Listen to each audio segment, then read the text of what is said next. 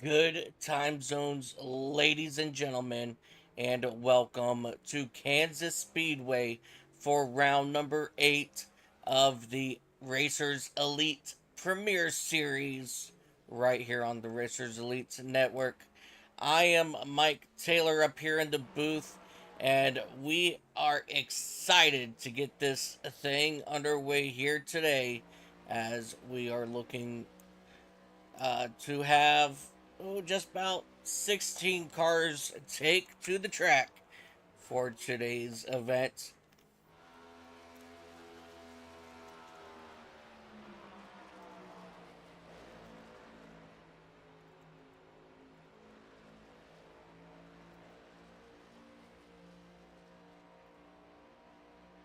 And we do currently have our drivers out on track, but before we do get down to business, let's go ahead and take a look at your current point standings here for the Premier Series.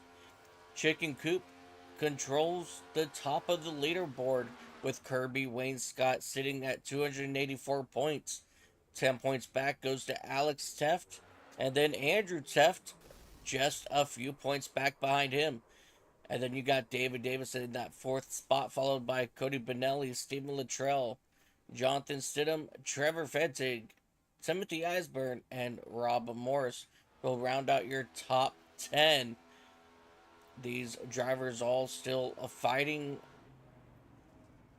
for their spots in the championship.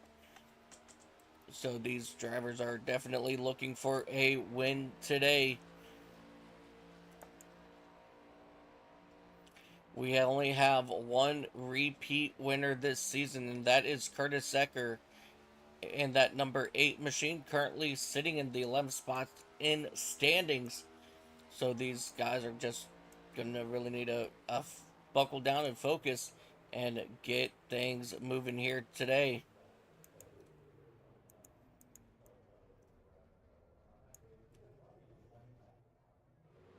Alrighty, we do got Kensley Smith taken to the track now here for qualifying.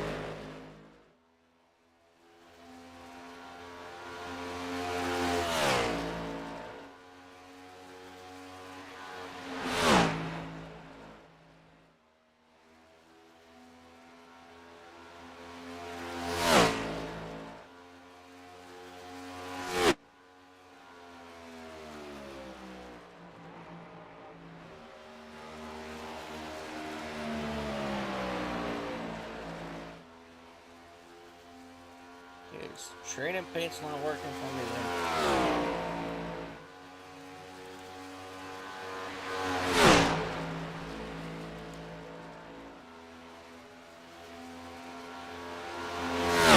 And ladies and gentlemen, we do got Brandon Sanfilippo up here in the booth. Brandon, man, we are here at Kansas. What are your thoughts about Kansas today? I'm excited. I mean, we have a track temp of about 170 degrees Fahrenheit, and I think it's only going to get hotter.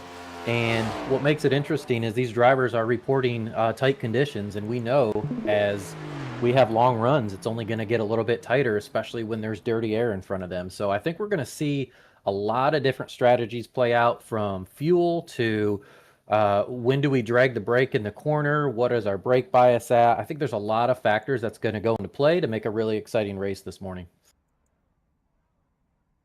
Yeah, definitely. And man, I know I'm really excited about today. And we've got a, like you said, we've got a hot track today. So it's going to be interesting to see how all this is going to play out for sure. as we take a look here at Timothy Eisburn.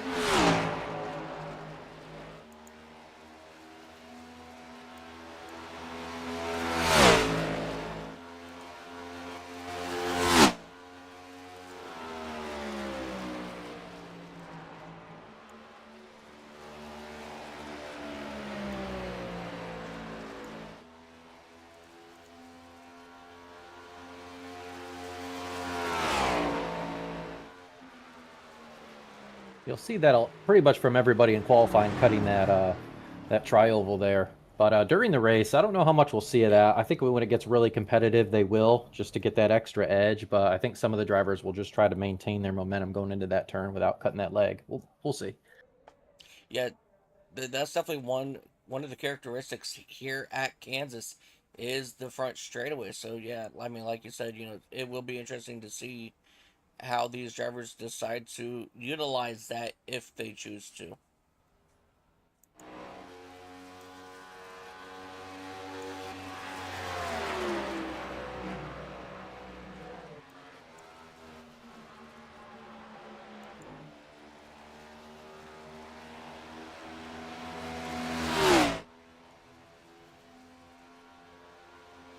That last lap will put Alex sitting in that third spot. Alex just out here getting a couple extra laps in. Oh, here it goes, and he will lose it on pit entry. Nice save. Yeah, nice save. And that's one thing you want to do at these tracks. You always want to practice pit entry, especially in the Racers Elite League, where caution sometimes can be far and few in between, if any. So nailing down when to break it, because you can gain a lot of time if you can really hit your marks entering pit road and gain a few seconds on somebody. Yeah, it definitely is. David Davis is coming out and tracking his 777 machine, and he's got himself a new look this week with Fury on the side of that race car. Yeah, looking sharp.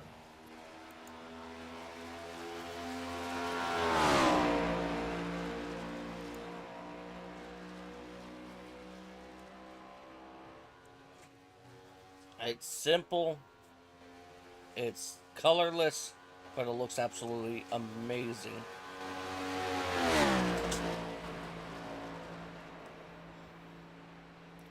Whoops. Let me.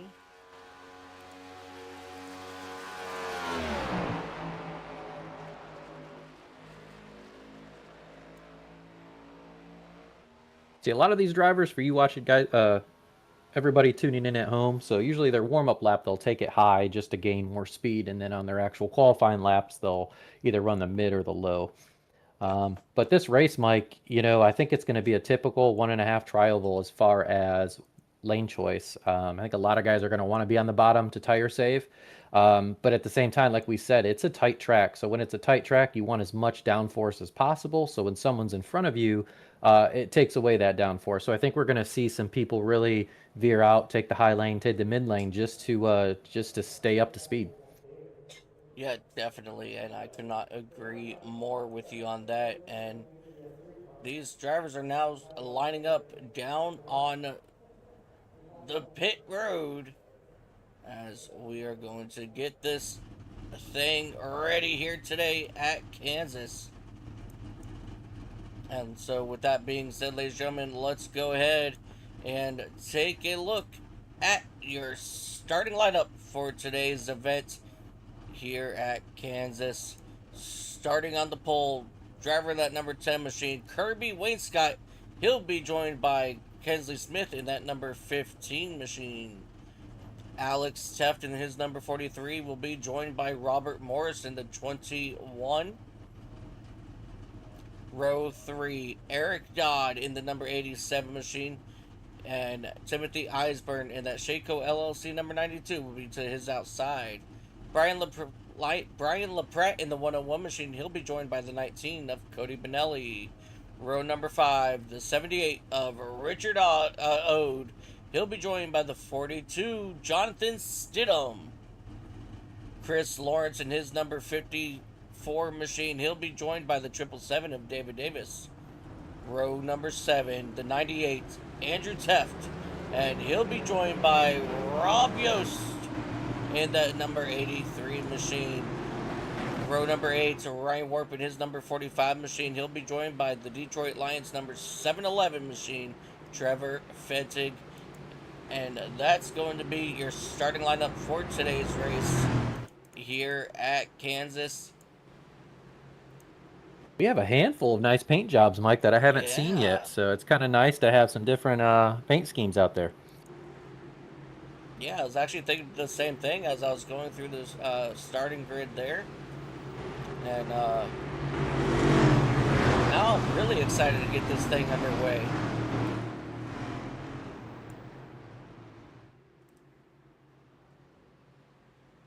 But with that being said, we will be looking for the green flag this time.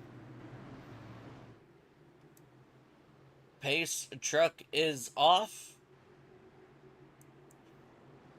And we are green flag here at Kansas for 200 laps for the Premier Series here on the Racers Elite Network.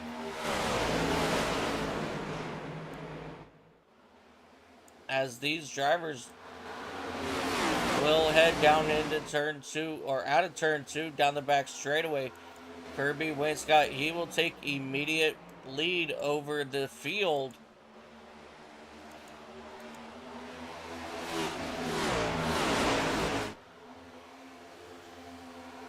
Give me just 1 second.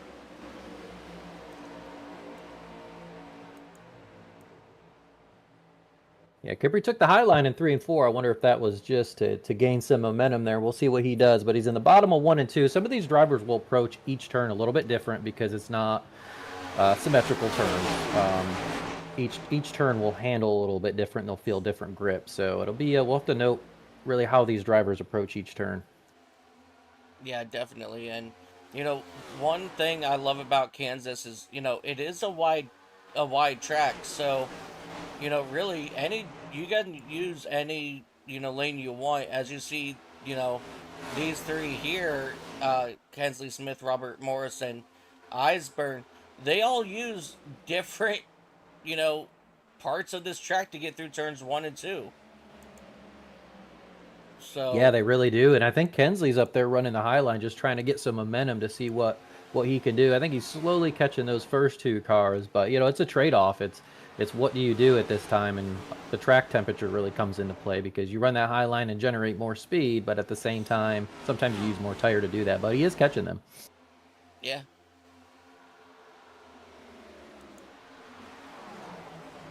Nick Kesley Smith, he's definitely doing a fantastic job. The 15 is Mustard Java. Yes. Sorry, I was reading YouTube chat there.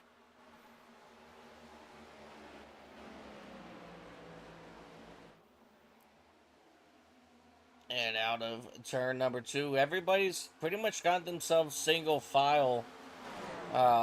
Which is a good thing because, 200 laps around here, that's a very long way to go.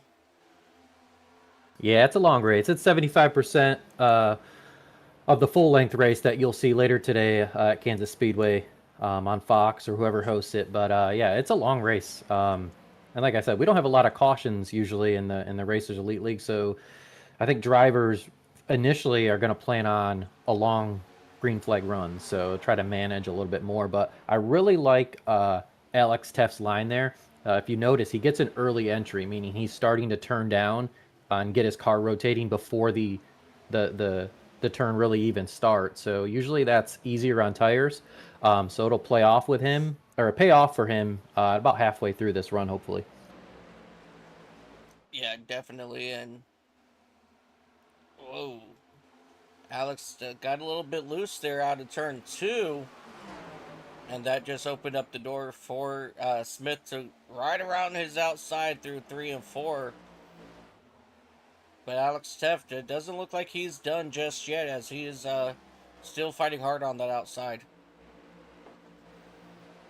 Yeah, in situations like that, you're okay with it. He knows Kensley's up there probably gonna use a little bit more tire right now, so if this stays green, he'll be back up there. But yeah, really good line by him, and you can tell that I think tightness is setting in, especially if they have dirty air, because you can see Alex just half a bumper inside of Kensley, I think, to generate a little bit more downforce. So there's really no driver up front that's going to stay directly behind the car in front of them for that reason.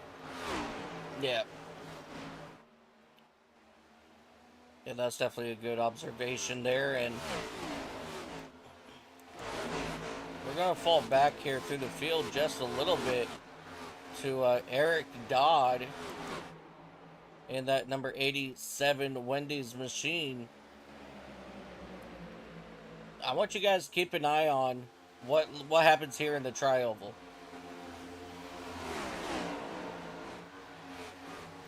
A lot more drivers are using it than I anticipated. Yeah, same here, especially this early in the race. But like we said, I think position's a very valuable when it comes to downforce. So some of these drivers, like Eric Dodd, you saw there, he doesn't want to lose that position, so he's trying to shave every second off. I remember racing at Kansas, and Oh, sometimes, three wide. oh, already, oh, Contact! we're bumping a little bit. And there they go. Timothy Eisburn and Brian LaPratt will spin out here on the front straightaway after going three wide out of turn number 4.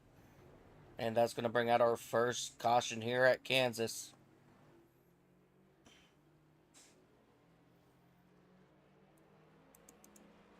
Let's go back here and see exactly.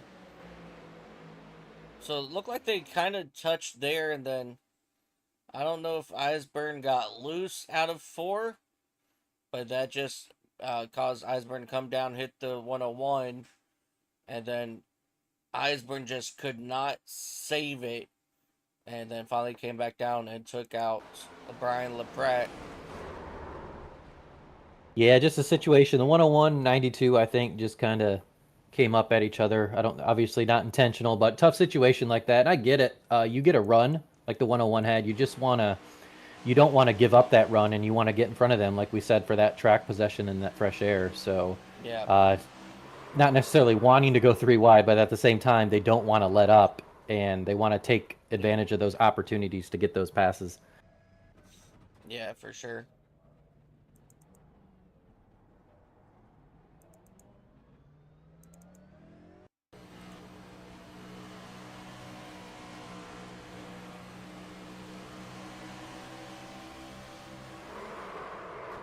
Oh man, that's such a uneasy feeling of just automatically being hooked right towards the wall. Yeah, that'll usually catch you by surprise there. Not in a good way. But these drivers do have one fast repair in the Yeah, Sunday Premier Series League, so I suspect those drivers to possibly use that. Now, when you have a 1.5 mile track, you have about, I mean, you have over a minute of repair time length in the pits, minute and a half sometimes. So yeah, uh, now these drivers, it goes through their head, what do I do? Do I suspect more cautions where I can, fix up my car if I only have a few minutes of repairs, or do I use the fast repair now and, hope and pray that I don't have another wreck later on in the race that puts me in a bind?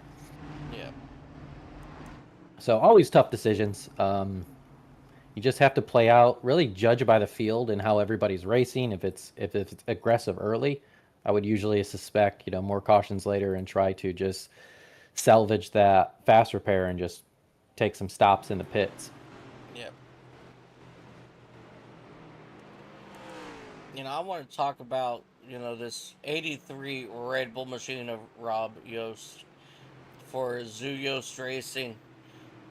It's been a long time since we've seen Rob behind the wheel of one of these machines, and I ain't gonna lie, it's good to see Rob back. I know that we got on to him last week, I believe it was, about not being here, and well, here he is. Yeah, good to see you back. I know he's been working Yeah, quite a few hours and putting in some 12-hour days. So I think racing time is far and few in between for him currently. But it's nice to see him back on the track, and that's a sharp looking car. Oh yeah. I mean, we got a lot of really good looking race cars today. Like, Yeah. Kensley Smith got a new sponsor on the side of that race car. Uh, Alex stays the same. I Let's see we got a see. Food Lion car back there too. Jonathan Stidham, I believe. That's new. And that's a nice one as well. Yeah. As So, long as Dave, the Fury 21, the Mercatees car, that's a yeah, really nice I think design and I, I think color that's scheme. actually a different color than normal. Yeah, I believe so. Yeah, Richard Ode in the Bass Pro Shop this week. Eric Dodd in the Wendy's machine. Jonathan Stidham in the Food Lions car. I mean, just a lot of really good looking race cars this week. But we are going back green flag racing here at Kansas. And the green flag is back out. Kesley Smith and Kirby Wainscott will bring the field back to the green flag. And Kirby Wainscott did not get going, so he'll lose that second spot to Alex Teft as they dive back up here into turn numbers 1 and 2. And look at this run that they're getting. Yeah, what a run on the inside. Alex Taft Holy taking advantage smoke. of that. Hensley's got the faster line right now, so we'll see what he does here. And you can see Kirby up there even closer to the Woo! wall because he wants that downforce. He's got to have his car, he's got to get his car to turn. So it's interesting to see how these guys approach the first few laps after a restart. Yeah.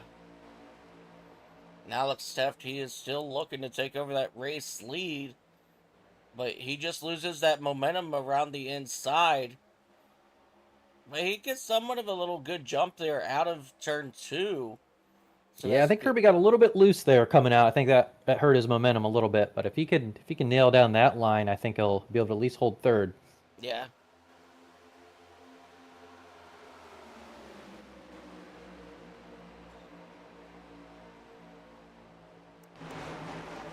Oh, David Yeah, Davis almost got turned.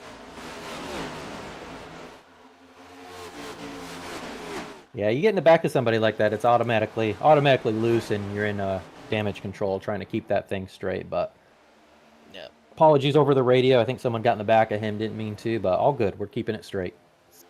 Awesome.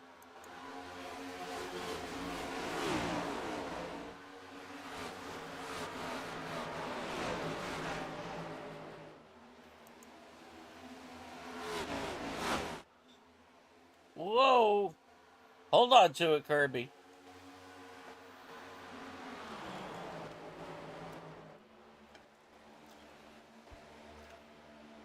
I think that was the second lap in a row that Kirby got loose coming out of turn 2. Yeah, once you get loose and you slide the tires, you generate, enough heat in those tires to really make it that much harder on the next exit of the turn. You got to take a few laps, almost just taking it easy and waiting to get back into the throttle to cool those rears down a little bit. So that's a game where once it starts, it's even harder not to have it happen again.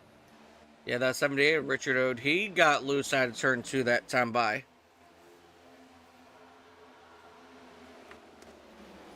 Now I'm starting to wonder if turn 2 is going to be our trouble spot for the day.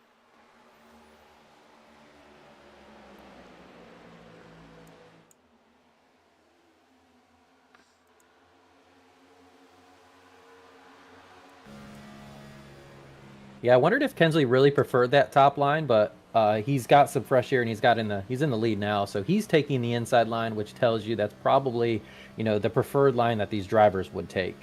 Obviously, if they had clean air. Right.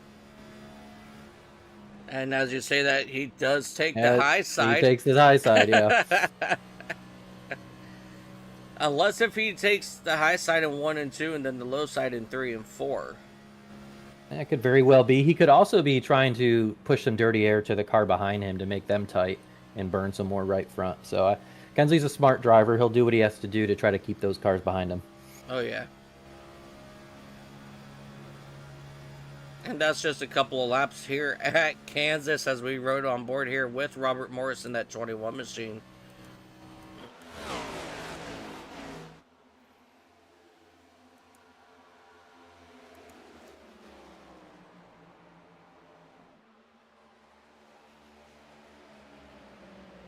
Things have really settled down here so far here at Kansas as we are completing lap number 22 right now, where everybody is running single file, as we still got a very, very long way to go here today. Yeah, I know I said it before, but I really want to see a long run and see how Alex Teffs holds up to these other drivers up front. Because, like I said, he's got such a shallow, good entry, letting off at a good point, getting down almost to that white line every time. And then you'll see other drivers who are gaining more speed. They'll start in mid lane and then cut down and try to get a run off of the turns. But it's common to burn more tire when you do that. The more you have to turn in the middle of a turn and cut down, the more you're going to use. But then again, they're also generating runs off of a turn that might actually be, loose coming out, as we've seen. So we'll see what these drivers and how they adapt as the race goes on.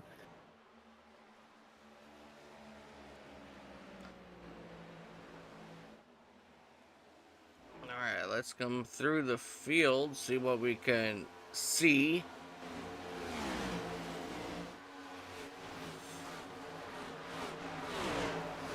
David Davis, he's starting to make his way back through the field after losing a lot of time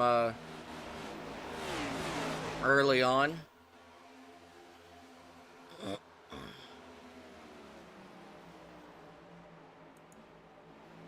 Yeah, David Davis has had some strong outings in this Sunday Premier Series. If I think back to that Martinsville race, I think he was up there quite a bit at the front, if I'm not mistaken. So good to Yeah. see him back up there and gaining some spots.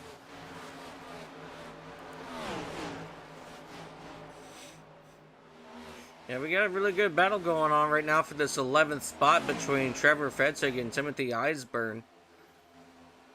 I thought Eisburn had the position a couple of times, but he's been able to fight back in that Shaco LLC number 92 machine.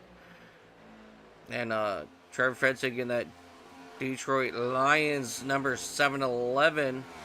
He's trying to remake a run here on Eisburn. But as right now, Eisburn, he will start pulling away.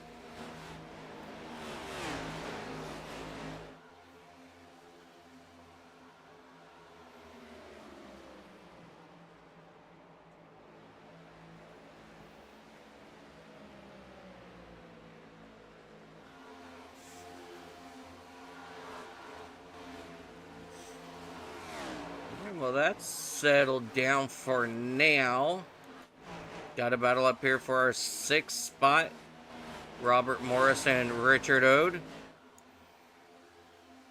Yeah, we're starting to see some passes on the inside, which surprises me this early in the run. But I think those drivers who have stayed down there have kept their tire temperatures down a little bit, and it's already paying off for them. So if I'm a driver out there and I'm watching this, I'm definitely taking note for future runs and long green flag runs after pit stops for sure. Yeah, definitely. And, talk about like taking notes and whatnot. Throughout the race, what kind of notes do you take as a driver? Especially competing with the caliber of drivers here in Racers Elite. Yeah, so there's certain drivers I'll specifically pay attention to, and if anybody obviously running near me, and I'll just see the lines that they run, and then usually halfway through the line or halfway through a run, it's going to pay dividends one way or another. So if I see somebody running a different line than me, and then halfway through the run they're gaining a tenth or 2/10 a lap, I know that I probably want to emulate what they're doing rather than what I'm doing. But at the same time, it's a lot more goes into it than what meets the eye. Like their brake bias could be different. Judging their let off time when they get off the gas entering the turns can sometimes be difficult to to copy, especially down to the very fine point of that. But yeah, I'm really just watching how other drivers approach every single turn. I mean, the straights, you're holding the gas, we know that. So it all boils down to the turns. Yeah, absolutely. And, not to help you toot your horn, but, Brandon, you are one of the, fast drivers out here in Racers Elite. You're always up front contending. Uh, as we saw Stidham in that 42 machine get into the outside wall there in that number 42 machine. But as I was saying, you are one of those top drivers out here, what is it? What do you do to like? Do you play any like mind games with these drivers, or do you just ride your race? I'd say typically in the regular season, I don't do a whole lot of mind games. Playoffs, I'm going to push it a little bit more, put some pressure on people. And like I was talking about Kensley Smith earlier in the race, of maybe taking a line that the driver behind him is taking to A, get him tight, but B, force them to find a different line. So those are usually the strategies, I think later in races and definitely during the playoffs that I would do. But I'll tell you, most times I'm my own worst enemy, getting penalties in pits and whatnot. So I might win a few more races if I could kind of limit those self-inflicted wounds. But yeah, I think those as far as mind games go, that's really it. But it's also when it comes late in the race, do you take two tires or do you take four tires? That's always a I feel like a deciding decision as well. Some tracks, some cars do really well with a two-tire stop. Other tracks, it's night and day. So I'm looking Yeah. forward to that too at this track to see what happens. Yeah, absolutely. As we see Andrew Teft in that number 98 Hooters Ford Mustang working the inside of teammate Kirby Wainscott in his Toyota Camry. He's going to overtake him for that third spot. And now he's got his eyes set on his brother Alex up there in that second spot. And Kensley Smith, the race leader, they're pretty much like they're pretty much nose to tail up there for that race lead. you know. But so far, Andrew's come up 10 spots after starting 13th here today. So, Andrew's doing what Andrew does best, and that's make his way up through the field. Yeah, you can see Andrew taking that low line. He gets, or excuse me, Alex takes that low line versus Kensley's. Kensley's taking a high line now around both sets of turns, but he gets a little bit stronger run on the exit. Kensley kind of matches him midway through the turn. So uh, that just tells you a little bit more grip down low than what there's up high on these exits of these turns. And obviously tire temperature has a play in that, but Yeah. yeah, definitely more grip down there. Oh! Hold on Oh, to save it, it! Alex, save it. Hell yeah! Oh, wait. Excellent job. I Beautiful. know he's frustrated, but what a save. And that's a really selfless act because the reason he got loose is he was pushing up the track more than he initially intended to. He Yeah. knew Kensley was up there. So if he would have kept going, he would have wrecked Kensley and ruined his race too and his strategy. So very selfless act and awesome job saving it so that he didn't wash back up on the track as well. Yeah. But he'll be back up there. Oh, yeah. But that He, definitely hurts the tires. He's not happy about that. Racers lead. We need somebody down in that 43 pit with a new fire suit for Alex Teft. New fire suit for Alex Teft, please. Okay. Next pit stop, I think he'll have some seconds to change into that new fire suit. But nevertheless, we keep it green. Very common at Racers Elite. Oh, yeah.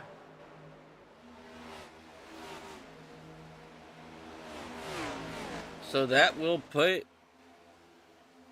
Andrew up in that second spot.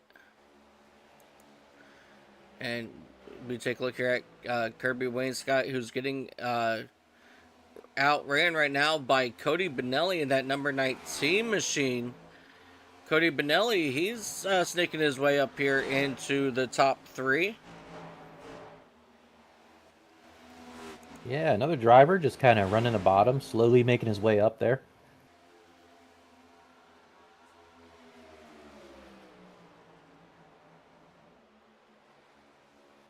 A lot of these drivers who are really hugging that white line to start, you can see they're about a lane up. I know we talked about that low line being fast, but when you get to this point in the run, I think we're about halfway through this fuel run.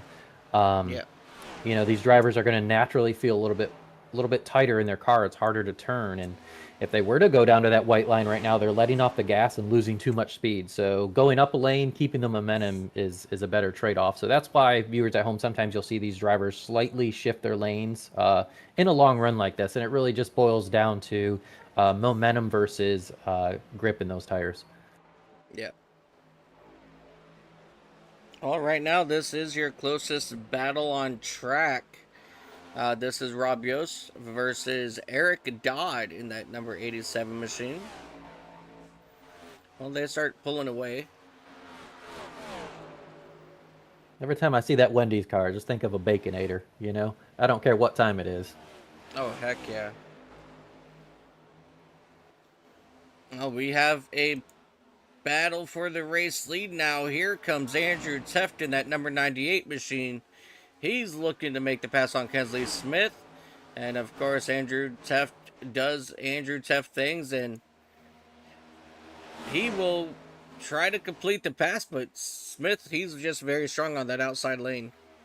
Yeah, and you could tell Andrew did not wash up the track, meaning he's really being patient on the throttle. He doesn't get in the throttle too early. The earlier you get in the throttle, the more your car pushes up the track, just like that there. So obviously he was clear of Kensley. He knew he had it, but good job maintaining that throttle so he didn't get up there into Kensley and get loose. Yeah, definitely a really good Andrew, he's always one of those drivers that, he takes, racing safely, around his competitors. It is very, very rare. I don't even think rare is the name that I'm looking for here, but it is very rare to see Andrew, take somebody out, even on accident. Yeah, he's another one of those. I mean, Racers Elite is full of them. I mean, selfless drivers. You know, when somebody starts to spin, like Andrew or Kensley or Wayne Scott, I mean, all those guys, their initial thought is, you know, go to the inside. What can I do to limit the damage of anybody else? That's just a Yeah, really selfless act, and I think that's why we see such few cautions in Racers Elite as well. Everybody's aware of that. Everybody's respectful as possible. Obviously, as it comes down to the last few laps, bumping and banging. I mean, that's usual. You're going to see that anywhere, but a lot of respect in this league. yeah, definitely. And, one of the things that, so like, if we compare last season to this season is a complete 180-degree when it comes to incidents and cautions. I remember, broadcasting many races last season, and, you saw caution after caution, stupid moves after stupid moves. But this season, it's like it's a total different group of drivers. They're keeping it so clean. They're giving us these green flag runs. We should actually be seeing these guys come down pit road. Probably here in the next. I would say probably in the next like 10 laps. Yeah, we're at about 10 to 12 laps, I think, for fuel, about lap 60. But yeah, you're right, and it's a balance that these drivers in this series in this league have found. You don't want to be too passive because then it's not competitive race. It's not enjoyable for viewers. But these drivers are competitive. They don't leave a lot of room for drivers, but they leave enough, a respectable amount of room for these drivers and their Yep. skill levels to handle it. So, really good balance here. And I talked about taking, excuse me, I talked about taking notes earlier. So Kensley Smith is losing about, I want to say 3 to 4 tenths per lap, which is a lot. And that started about 4 or 5 laps ago to Andrew. So Kensley knows that Andrew is taking the bottom line. That's very common for Andrew to take a tire saving line in these races. So Kensley's thinking the benefits of a lower line with these track temps, these conditions, is paying off big time. And this is a long green flag run, so you're going to notice some of these drivers are going to change their approach after they pit. Yeah, definitely. As we see Cody Benelli now moving up into that second spot. Cody Benelli, he's been pretty quick the past couple of weeks. He's been one of those quiet dark horses of Racers Elite as of late, and he's always showing up when it matters most. Yeah, I would say he's one of those drivers who focuses on long run. So like you said, he starts quiet. He'll start in the back. He's not going to be aggressive in and make passes. If someone wants to make a pass on him early, he's not going to burn tire trying to save that position. He'll just let him go, and he knows if it stays green, eventually he'll pay that back. And it's showing up right now. Yeah, for sure. I couldn't have said that better myself. But another driver that's starting to make his way back towards the front of the fields, that's 777 of David Davis. Yeah, good to see still making that progress. He's another one that's really just being consistent in these races and steady. Yeah. At And I the end. think, Go oh, ahead. go ahead, Mike. Go ahead. I was going to say, and Alex, we saw such a strong run from him in line, but after that spin, really burns the tires up, Yeah. put some flat spots on him. So he's struggling with that. He's just praying that it gets to lap 60 here quick. Yeah, for sure. And, jumping back over here to David Davis real quick, you know, that consistency is what keeps you up front on the leaderboard, in the championship.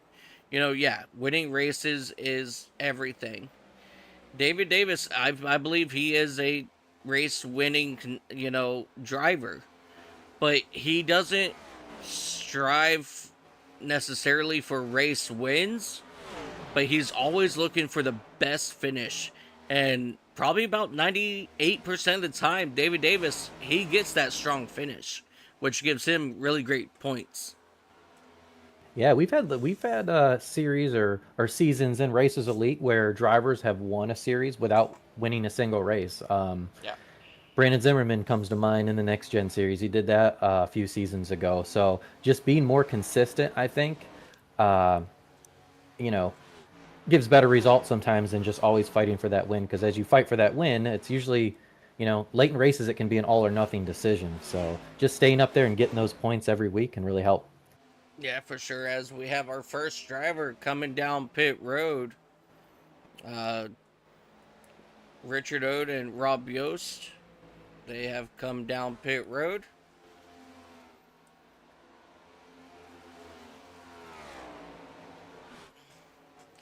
Yeah, Andrew said earlier we can look for about 45 laps.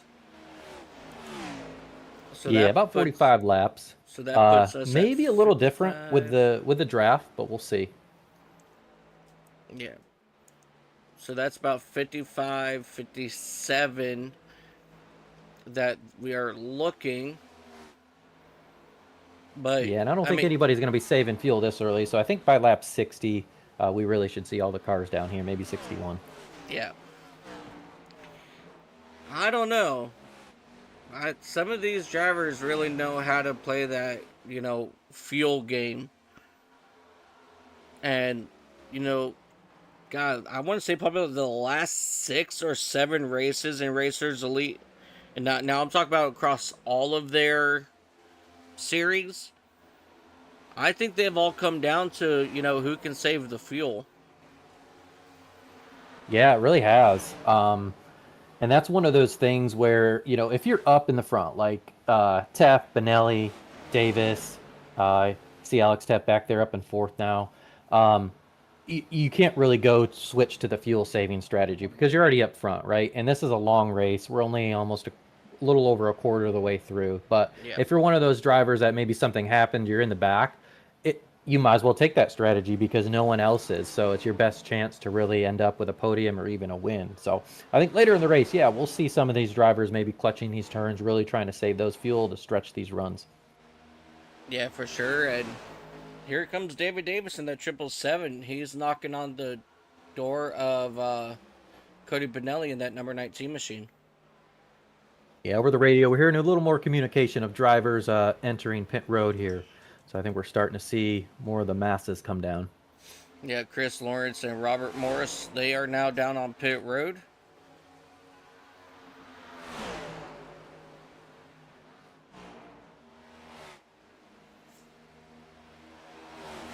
Man, you could just really see how much those fresh tires, work compared to everybody else. Oh yeah, center of the turn, these drivers on older tires get very tight. And when you get tight, the only way you're going to turn that car is to slow it down. So and then with older tires, it's that much harder to get it going. So yeah, Yeah. huge difference in these turns.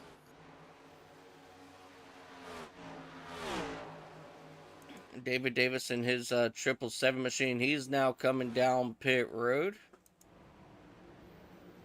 Kensley Smith in the 15. Eisburn, he's in. Yep, looks like the leader is going to pit now. Andrew Tefts, a lot of them are calling in pits. We can see. Yep.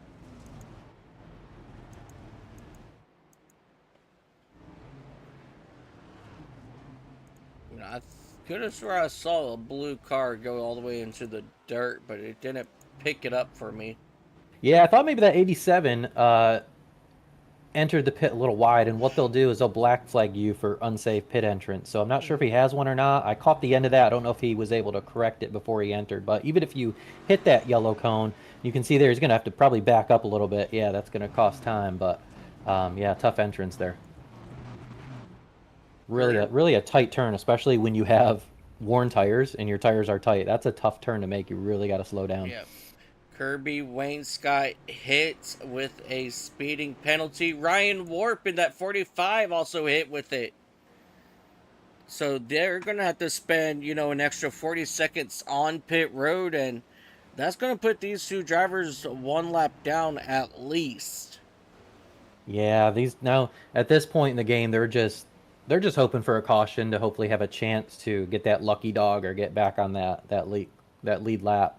Yep. So I've been there before multiple times. Unfortunately, it's a tough feeling because you put so much work into this. Being here, putting in these 60 some laps, and then your strategy is just completely changes, and you're really not competing at this moment. But yeah, you just keep chugging and keep going and hoping that caution comes out. Yep. Kirby Wayne Scott, he is now pulling away. And that right there, ladies and gentlemen, will turn the race lead over to that 777 of David Davis. Yeah, that's how much tires made a difference. I think he pitted a little bit earlier than everybody, so he currently has the lead. Um, but important to note, those drivers behind him pitted after, so they have a little bit fresher tires. So, but the trade-off is he's got that fresh air, so he can pick exactly the line he wants to run with nobody influencing that right now. So good to see him out front there. Yeah, definitely. And, he came down on laps number 60. Uh, let's see. Andrew came down on 61, 58 for Robert Morris. So a lot of these drivers, they did come down, 1 to 3 laps earlier than what David Davis did. But man, let me tell you what, he is looking really good right now in that 777.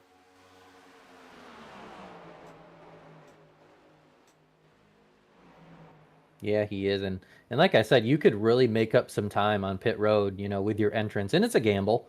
Do you try to gain a little bit more speed? But then, as you saw, some of those drivers, you can lose control entering. You can enter too fast, and you're going to get a black flag, and it'll put you a lap down. So there's gain, and there's also a consequence to it. So sometimes it's a gamble. Yeah.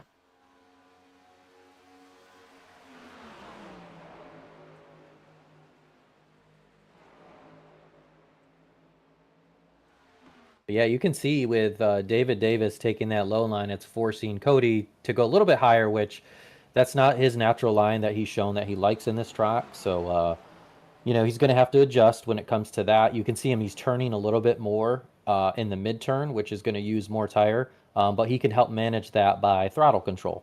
Just getting off a little bit earlier, or waiting to get back into the throttle.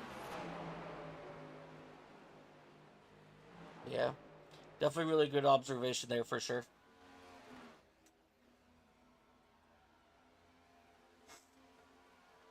But right now, your top three pretty much running nose to tail. David Davis, Cody Benelli, Alex Teft.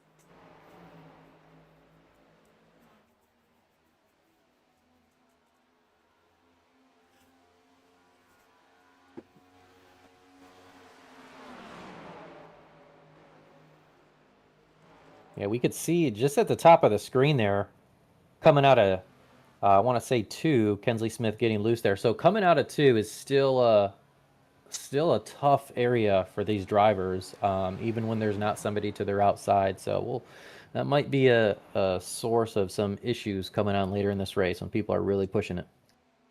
Yeah, that's definitely something that we're going to have to keep our eyes on as this race goes on. And, you know, as this race goes on, these drivers, they're going to also start, pushing really, really hard. Yeah, you can see Cody saying, "I'd rather have the fresh air. Let me push this car a little bit more because I think that's going to pay off for him more long run." Same with Alex. So they're all fighting for that air. Oh, yeah, definitely.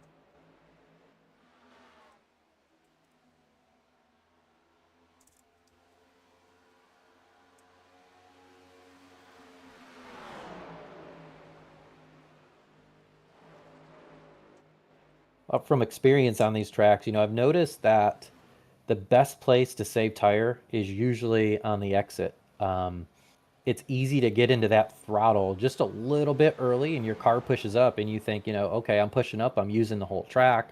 Yeah, it's faster, but that right front really pays the price. So I think that's why we saw Andrew and Cody Benelli there advance so well in that long run because they were really patient on that throttle. And I think Alex Teff could do the same thing here if he has a clean run and doesn't get loose or anything like that. So that's something to watch too. How much those cars wash up the track on the exit of a turn because that is really where your tires rub and scrape. Oh, yeah. You really don't hear it much with these race cars, but they are definitely, the tires are screaming when they come out of the corners a little bit. Oh, they are. Yeah, there's no way to hide that. They're going to be.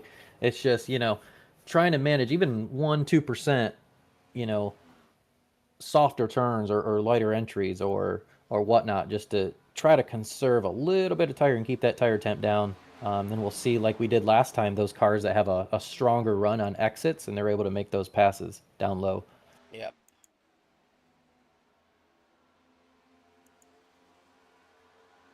But yeah, if I'm one of these top three drivers, like you see, there's no reason to push it, no reason to get side by side because that's only going to slow this front pack up. So I think they're content right now with running 1, 2, 3 and just keeping that gap. Obviously, Andrew's already cut it down about a second, so Andrew's line is working for him, and he obviously has fresher tires than I think than Davis. So we'll see how much that can come into play and how quickly he can catch them.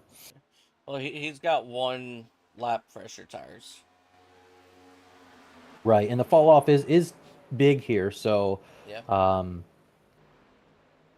he'll gain a little bit each lap, but that'll add up, especially when we're at a 75% fuel capacity here, generating anywhere from 45 to 46, 47 laps a run. Yeah, for sure. And man, we have still got this great battle up here for this top spot. Top three really aren't giving up much space. Everybody else is they're all spread out probably just about more than a second, almost 2 seconds in between each other. So these two right or this trio that we're watching, is definitely the this is the best battle on track at the moment. Yeah, and I think they're just kind of almost like waiting just to pounce. I mean, I think they're really figuring out lines right now, and they know that the race is almost halfway. So really just gauging what their competitors, how they like to run, what their lines are, and then later in the race they can try to take those lines away from them by driving directly in front of them if they have that opportunity and getting them tight. So, yeah, a lot of learning going on right now, I think, with these drivers. Yeah, definitely. And we're just jumping up here to YouTube chat real quick. Bobby Cameron says, "Let's go, LaPrat." Kisses to 101.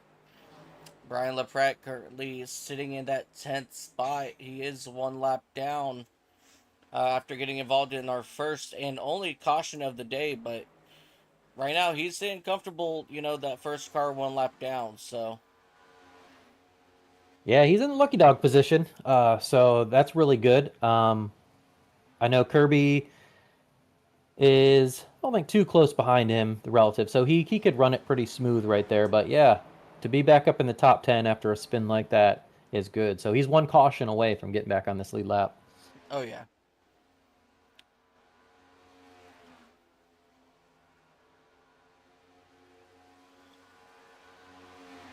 And it looks like Timothy Eisburn has loaded up his number 92 onto the trailer.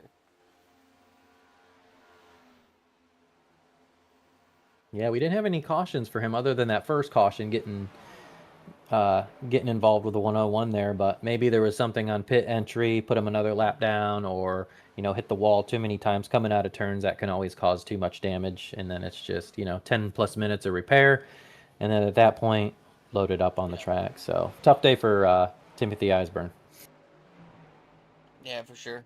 And I'm just going through the event log, and I'm not seeing any incidents for Eisburn at the moment.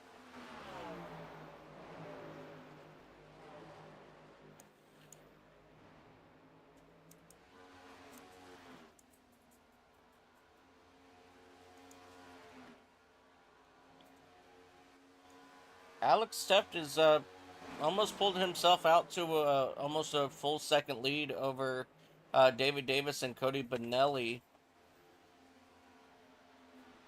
As you see, David Davis starting to lose more and more track time as Cody Bonelli in that number 19 machine. He is running just a little bit quicker lap times than David, so I can't imagine it'll be too much longer before we're seeing Cody Bonelli possibly making a little bit of a quicker run here on Davis. Yeah, really paying attention to Benelli's relative time to our leader Alex Teff right now. Looks like they're really lap for lap. One will be a little faster, and then the next one will be a little faster. So he's at about a second behind Alex Teff. So we'll have to keep an eye on that. And then you have Andrew Teff slowly. He was at 2.5 seconds to the leader. Now he's about 2.3, 3.5 seconds. So he's slowly making progress. Not surprised about that with his pit time and his line that he's running. So these drivers know this is a really long race. So they're not eager to get up there. They're more eager to maintain the line that's working for them.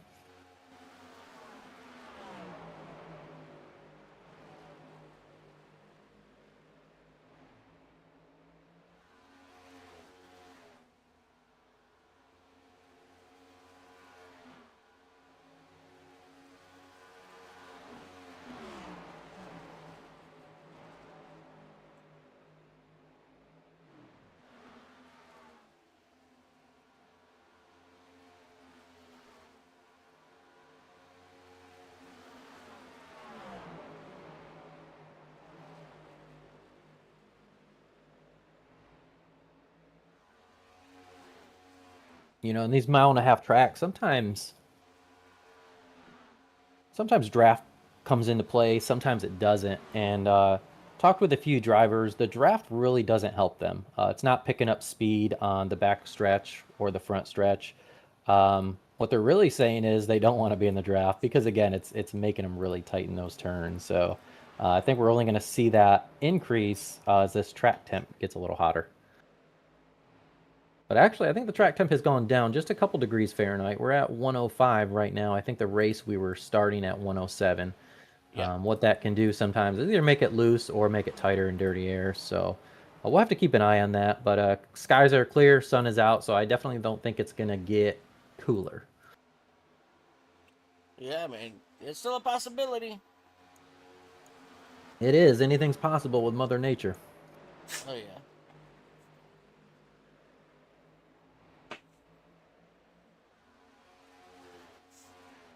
Alrighty.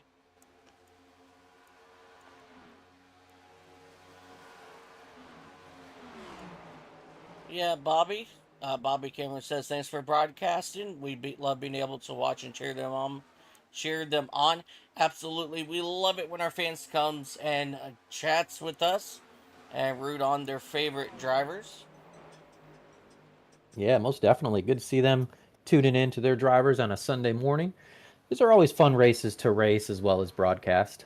Oh yeah, Like we said, we have just a good group of drivers here who really know how to be competitive but balance that selflessness, respectable decision making on the track. And as you can see, we're almost at the halfway point, about 12 laps away from 100. And that's when these drivers start to change a little bit in their strategies and how they're approaching it, maybe a little bit more aggressive. And then once we get down to those last 40, 30 laps or so, it's a whole different ball game.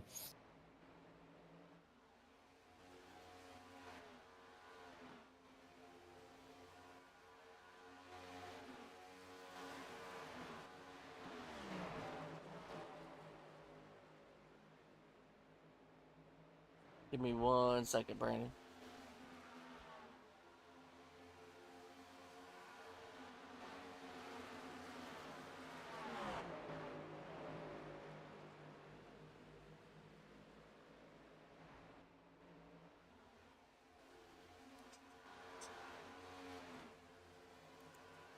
And these drivers are fighting for inches still. I mean, you could see Cody Benelli.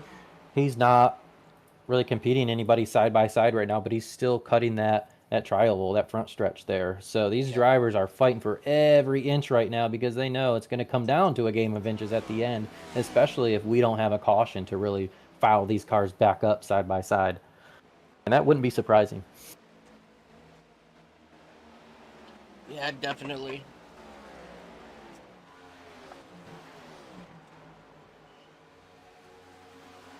And Andrew Teft, he's been slowly but surely catching up to Cody Benelli here. So Yeah, he's catching Cody, he's catching Davis, but he's about the same where he was to Alex. So I think Alex and Andrew are both running a similar line as far as the speed goes.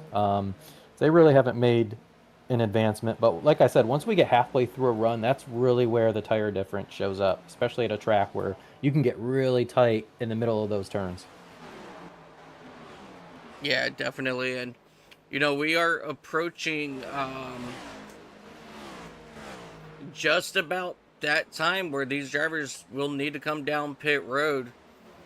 And if my calculations are right, they'll need to come down pit road at least 2 more times. Yeah, two more times, and I think we're about somewhere around 12 laps out from their next green flag stop.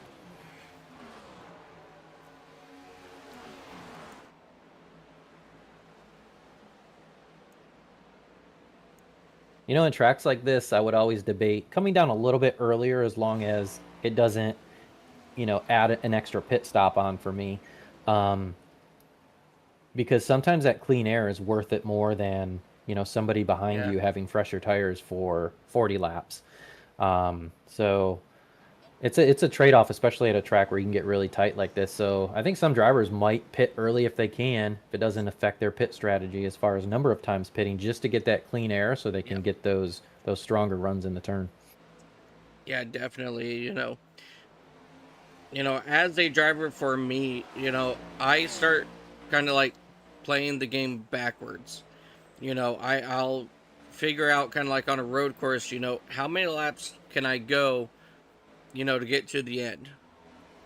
Okay, well, I can run about 10 laps. So, I'll probably pit, say, 15 laps into the race, and that'll make it so that, well, I will have fresh tires, for the last, 15 minutes of the race. Yeah, very true. And we talked about strategy. We talked about how these drivers are always thinking, in my current position, what should I do to improve my odds to win? Well, if we go on board with the number 15 of Kensley Smith, who's currently running fifth, I want our viewers to take a listen to his car as he enters the turn.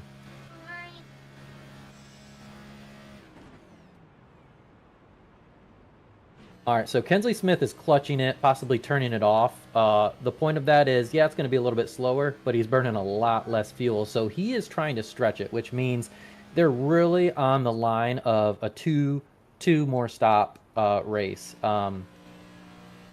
He's really banking on there not being another caution. If there is, he's going to be just really in the mix of it in the field. So interesting to note. We're not even halfway through, and we already have drivers trying to clutch it to try to extend this run and later on run, so they only have to pit two more times. So it's obviously on the bubble right now.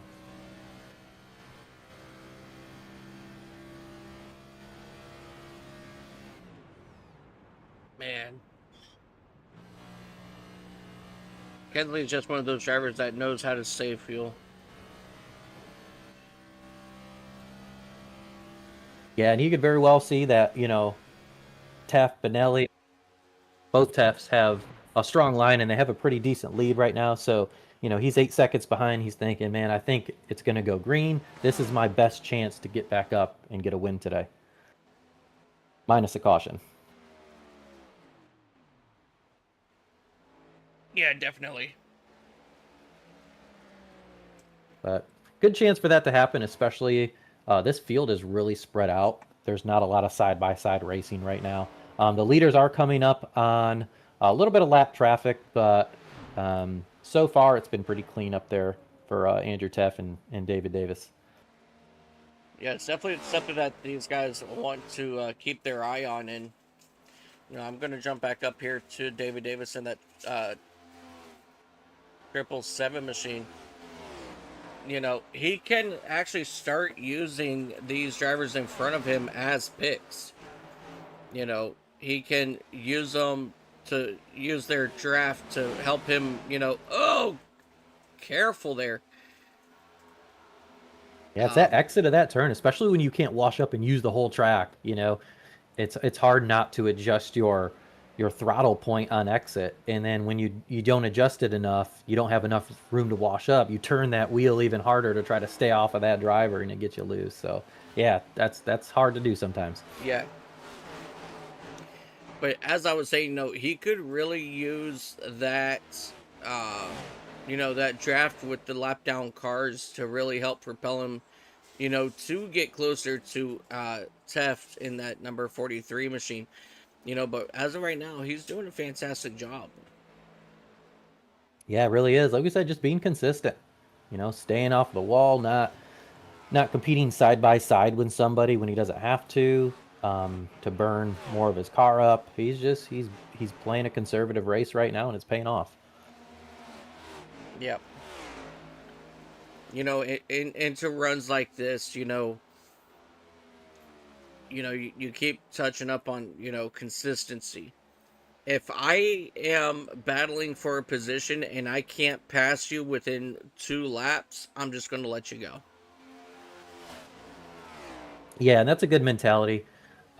Because usually, if you can't do it in a couple laps and you're pushing your car harder, your tire temperatures increase. So now you're going to be even slower laps. So if you can't pass it in the first couple times with you changing a lane and pushing your car, it's usually very beneficial to back off in the long scope of things, because it's only going to make your car slower.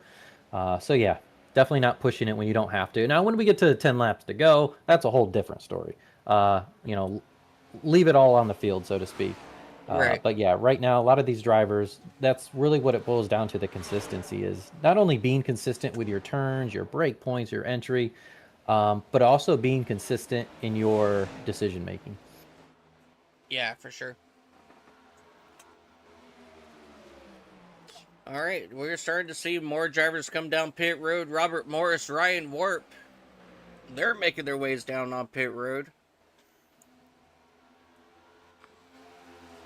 Yeah, we're really starting to see that come lap 105, 106, 107. I don't think we see most cars pit, but we have to watch Kensley Smith and see when he pits to see how long this run was and see if he can duplicate that a couple more times. Yeah.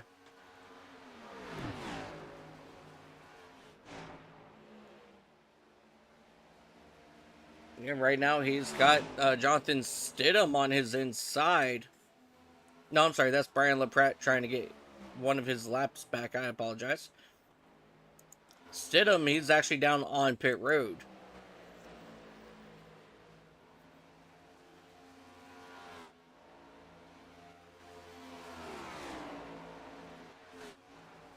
I wonder if he's still clutching. Yep. Yeah, it's a pretty long clutch too. He was about halfway through the turn before he got back on the throttle, which tells you he's must be really close to making it one more lap before he has to pit. So he's really trying to save that fuel so he can stretch it one more lap. Yeah, Brian LaPrat in that 101 machine. I think he's ran himself out of fuel. It looks like he's got no RPM there. Hopefully his pit's not too far down. Yeah, that cost him a really good like 10 seconds there going that slow. David Davis, he's coming down pit road now.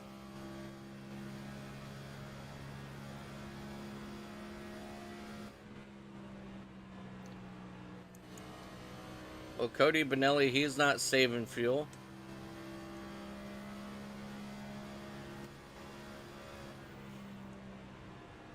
Teft is not saving fuel.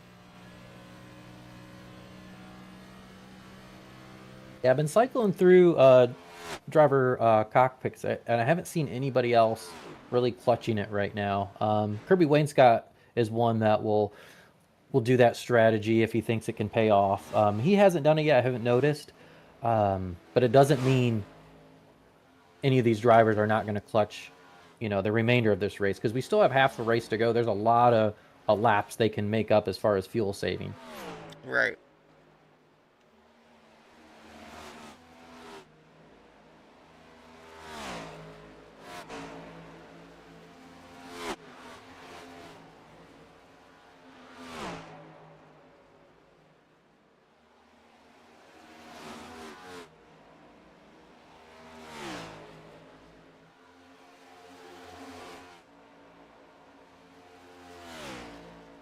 All right, so it sounds like our fuel saver and Kensley Smith will be pitting this lap. So coming up on 111, he's going to pit. So he stretched that a decent amount. He got a few laps extra, I believe. At least two to three, 2 to 4 maybe. Oops. Cody Benelli got caught spinning down pit road. And I think Kensley is out of gas. He's clutching it right now. Entering pit road.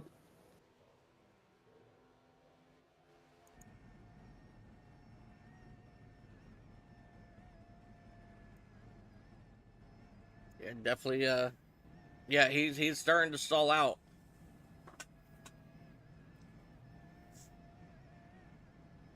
Yeah, looks like he's gonna make it. So yeah, him that extra clutching he was doing through those turns. I mean, it paid off, but ooh, that was close.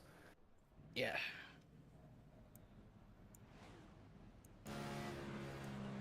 Now Kirby Waynestott's pitting with him, so I don't know if that was an extra shot. Maybe Kirby was saving fuel because he's coming down the same time as Kensley is. So those are two drivers to watch now, especially if this stays green. You could find those two drivers up 1 and 2 at the end of the race. Yeah.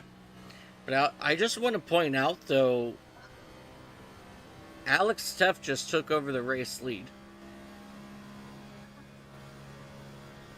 David Davis is still hanging out about 0.8 seconds back. Andrew Teft in the 98 machine, he's 4 seconds back.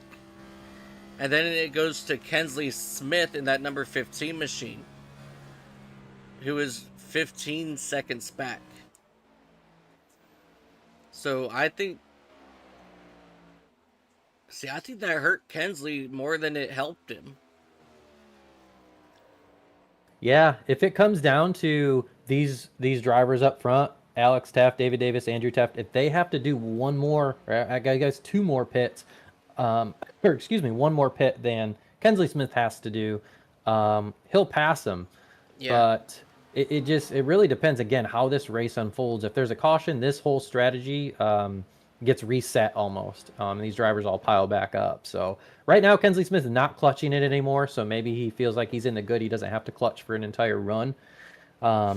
Same with Kirby, I think, since he came down on that same lap. So again, we just have different strategies playing out, different gambles. These drivers are hoping for different outcomes on the track that they necessarily can't control. They hope nobody's spinning out, or some of them hope there is a caution at some point. Yep.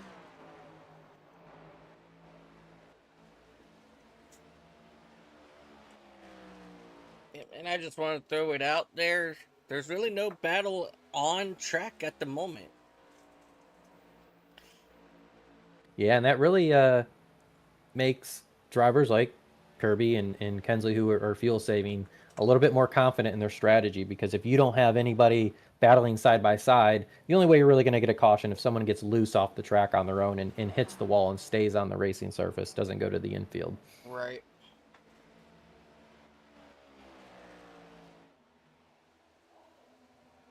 So something happened to Benelli. I'm not quite sure because he was racing up there with the leaders, and now he's 2 laps Speeding, down. So it sounds to me like there was speeding on pit yeah, road. Yep. speeding. Okay, speeding on pit road. Yeah, that's a tough break. Like I said, been there before. You put in all that work. You're running really strong strategy, and just trying to push it too much, getting on pit road. And I understand that's an opportunity to make up multiple seconds on somebody in front of you, Yeah. or increase a lead that you have. So Jumping back here to Ryan Warp and Kirby Wayne Scott fighting for that ninth spot.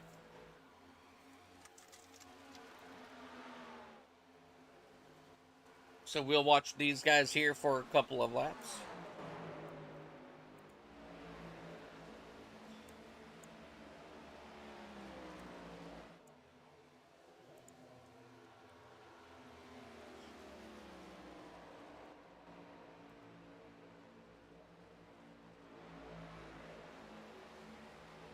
Let me see.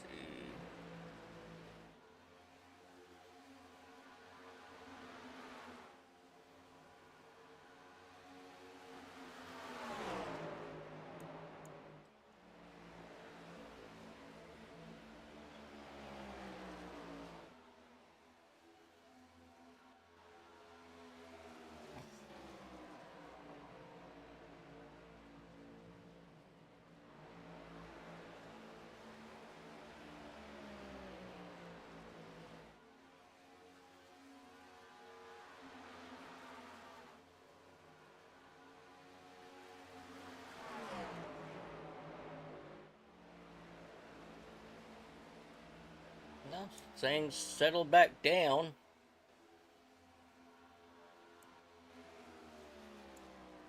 Yeah, I'm not sure what's going on with that 54 Chris Lawrence. He's been down on pit road uh, for 8 minutes now. yeah, it could possibly have some just equipment malfunction, maybe gas, brake pedal, steering wheel, things like that. We'll sometimes put a driver there, when they don't have damage, we don't have a black flag, can't figure out what's going on. So hopefully he can figure it out and get back out there. Yeah, for sure.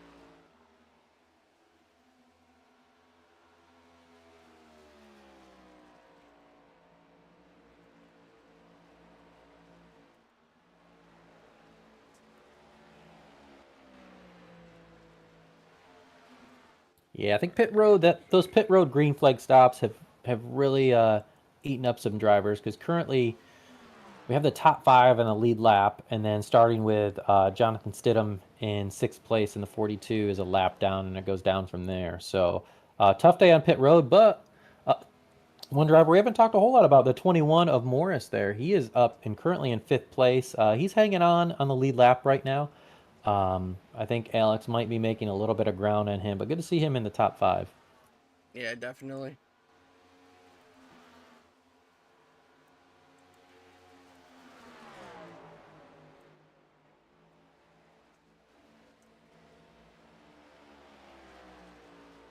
Alrighty, guys. While we are under this green flag, we're going to step away for a quick commercial break, and then when we come back, we'll rocket it out to the end of this race. See you guys here in just a couple moments.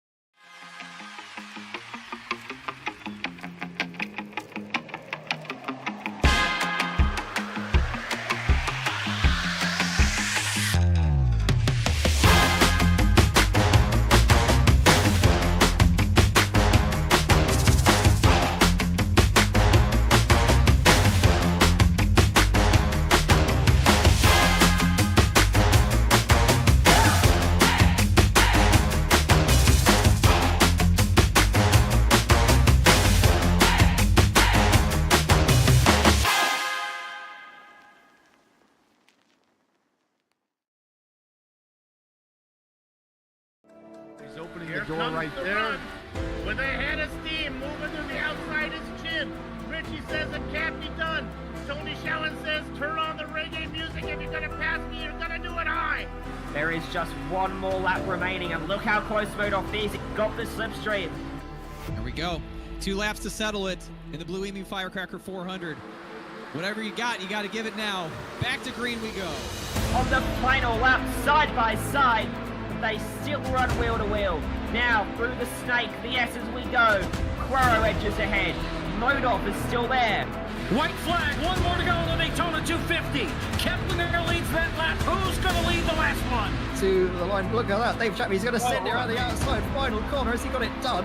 Continuing to go side by side for the lead through 3 and 4, and they manage it safely. Now through 5. And hunting for a way by Side it by all. side. Round 2 between Phil Sell and Rico. To the outside. White flag is out side by side. They make contact in the turn number 1. Ooh, gets him onto the grass. Now down to the inside. Andy T, a little bit of a wiggle and the perfect crossover there from Polly Parson to defend the position. Andy T totally sideways. They're still sideways going into Siberia. And getting ready to cross. He goes around the outside, but it's not enough. Eden's up the racetrack. Carbo down the track. A photo finish. James Eden wins it. It's still far across into the braking zone. This is sensational racing. And here comes Bowden. It's going to be a drag race to the end. That's side by side. Who gets it? Williams tries to cover him off, but once again, pulling the over-under. Daniel Morad is going to win with a last quarter pass. Newsom's coming up right there. By the corner. It's going to be Oliver's going to come back at him. It's going to be a race to the line. Does he have enough? Down to it. And they're wrecking in 3. Here comes Michael Cozy Jr. Michael Cozy Jr.'s got the lead. He looks to the inside, side by side for the race lead.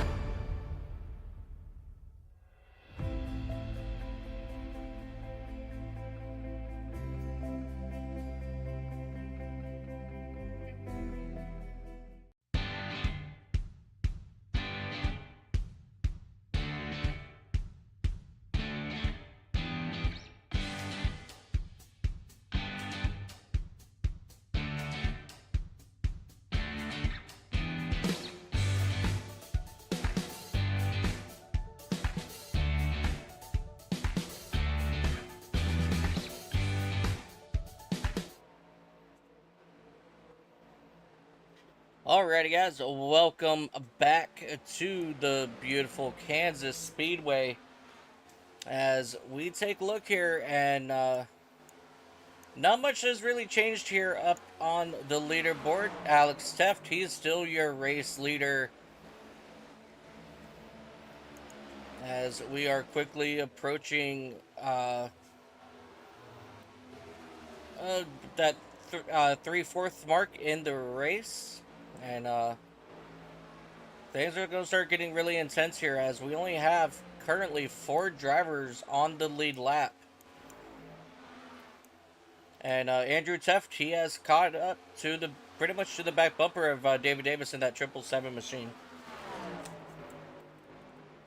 Yeah, David Davis dropped pretty quick there. Well, not too quick, but comparable to Andrew Tefty did. So yeah, Andrew's on that back bumper now, probably looking to make that pass to get back into that clean air and hopefully work his way up towards his brother up there in P1.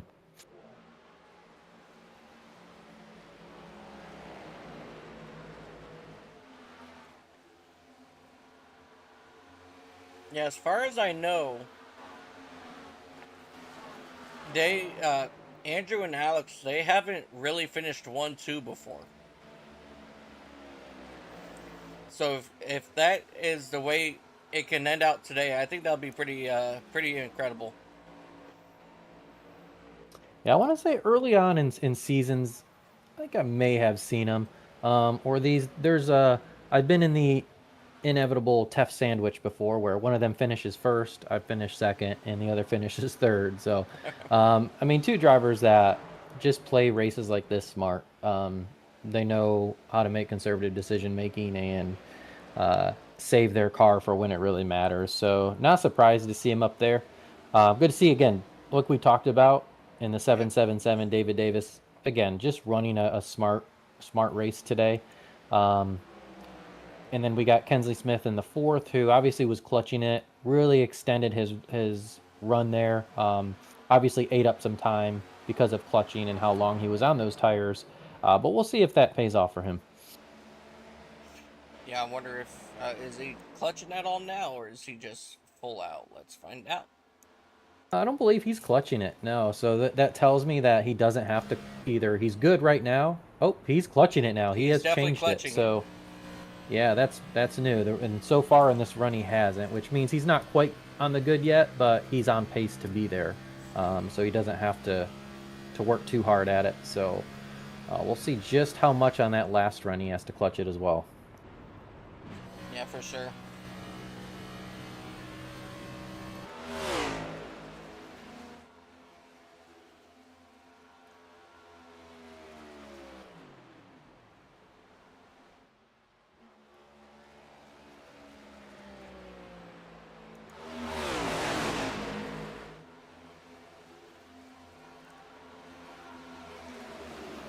Yeah, Andrew Teft now dealing with that lap traffic of the 21 of Robert Morris.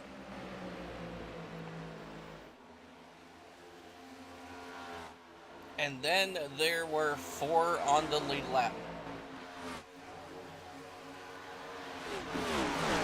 Yeah, I think that's what we're going to stay at right now. Kensley Smith really isn't losing a lot of time. He can, I'm sure, step on it if he needs to, so he doesn't go a lap down, because he was remaining consistent with the leader. Now that he's clutching, obviously you see him losing some time. He was at 18 seconds. Now he's almost at 20.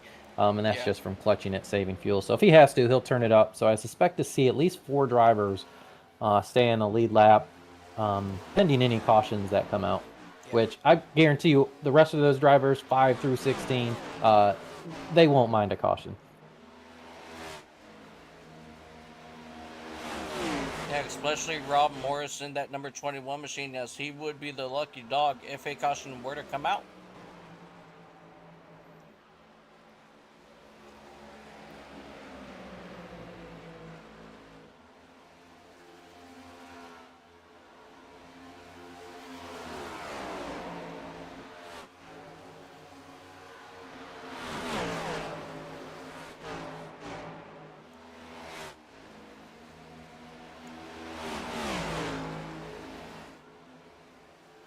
Man, this battle here for a second, it's really got me going crazy over here.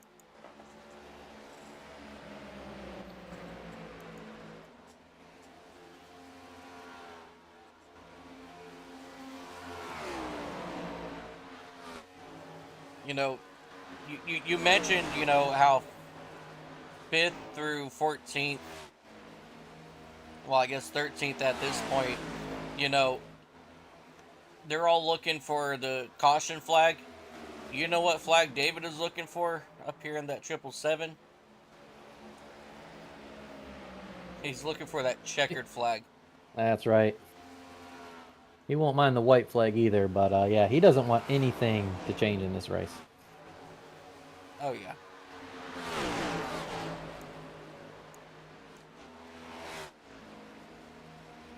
Alright, here comes Andrew onto the attack.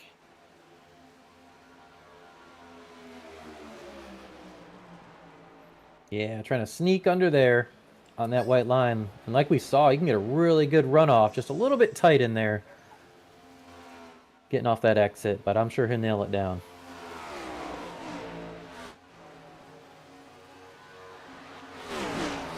But as you can see, he's just going to run a line that Davis is not in, because that's the only way you can really get enough grip with the downforce in that turn. So he's searching right now for a line, because I think David Davis is really taking the line that he would prefer right now. Oh, yeah. And as you can see, he really stayed behind him there, and he felt the effects of that lack of downforce, and he was able to increase that lead a little bit. So it's just a game of a cat and mouse, finding out what works, what doesn't, where the driver in front of you is going to go, so that you don't go in the same spot.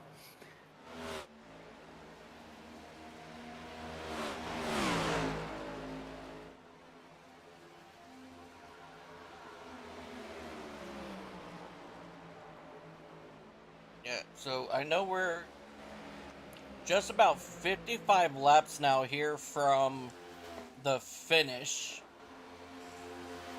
And these guys can go about 45 laps. But I don't think anybody can make it.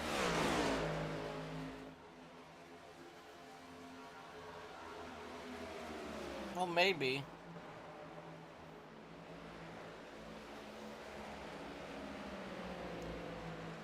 They might be able to make it on one more pit stop. Yeah, I think so. If they can stretch it to 155.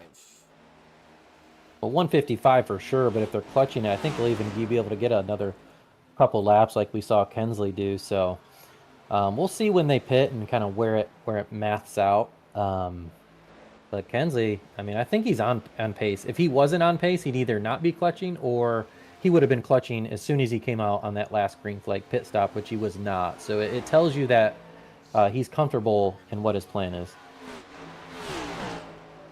Yeah. And Brian LaPratt in that 101 machine, he's down in pit road.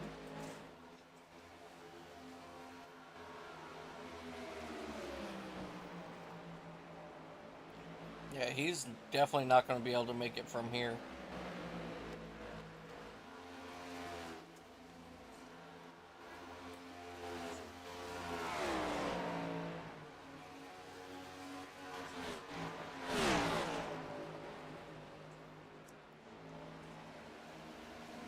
So David Davis has been able to open up that second spot to just about a 1 second gap back to Andrew. But Alex, I just realized he's opened himself up a 3.3 second gap over David Davis. Yeah, I think Andrew and Davis kind of battling for that second position at that one point slowed them up a little just so Alex could generate his lead. And also, Alex is not battling somebody, so his tires aren't taking a punishment. So I think that lead's only going to improve right now until this next pit cycle.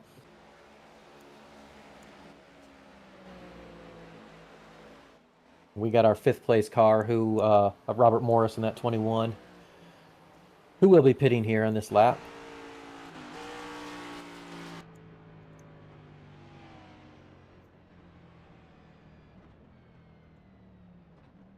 See him downshifting there to really get that car to slow down. Nice entry. Good speed, slowed down just in time. Really nice for that 21 Mercedes car. Yeah, he did a fantastic job there for sure.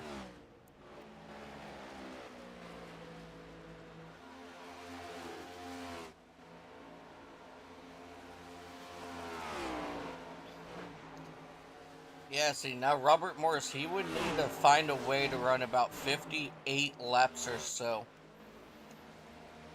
So he's going to need to be, like, fuel saving every second he can.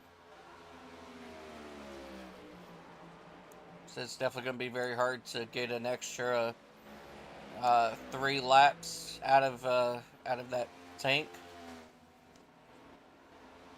Yeah, and we got Andrew Teffin in that 3rd position pitting now too. So a lot of these drivers really coming down strong to get some fresh tires on these cars and hopefully get out there in front of some people, because as we saw, it can be tough to pass as these tires wear halfway through a run. So sometimes it's better just to be out front rather than have the best tires. Jonathan Stidham in that 45 machine, he's going to get hit with a speeding penalty. Tough break for that Food Line 42 car. Yep.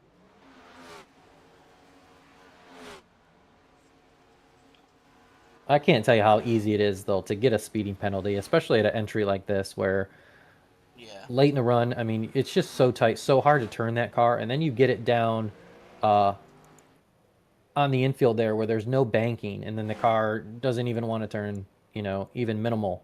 So getting it down to that speed is really difficult while keeping it straight. Yeah, definitely. All right, David Davis, he's in.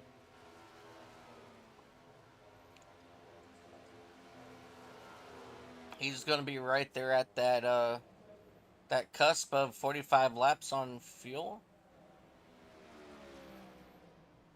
So it's definitely going to be very interesting to see what the game plan is going to be for some of these drivers. So Kensley Smith, he's still out there along with Alex.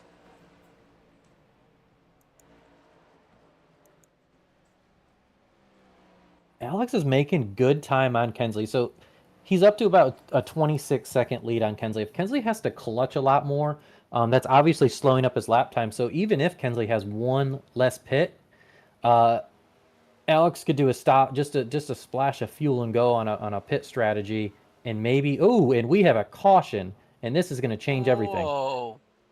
Alex, stay out. That is going to change everything.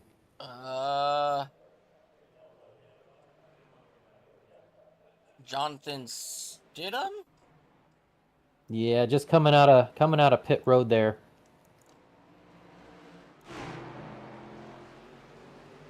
That Just transition. Yeah. Just on that gas a little bit too much.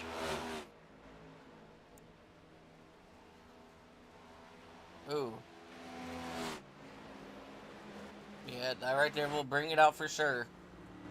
I'm surprised it actually brought it out because it was really, I guess, you could say off the racing surface. Sometimes iRacing surprises us, but I wouldn't have been surprised if that caution didn't come out. Yeah. All right. But good news is for Kensley, he's in second place to begin with, so he's going to pit, obviously get some fresh tires. Oh yeah. Yeah, you can see Alex Steff leading the line down, and with how few of cautions there's been, it's worth it to get tires even if you're only 5-7 laps into this run. Oh yeah, for sure. As we take a look here at Andrew Teft in that number 98 machine, he will be the lucky dog candidate this time.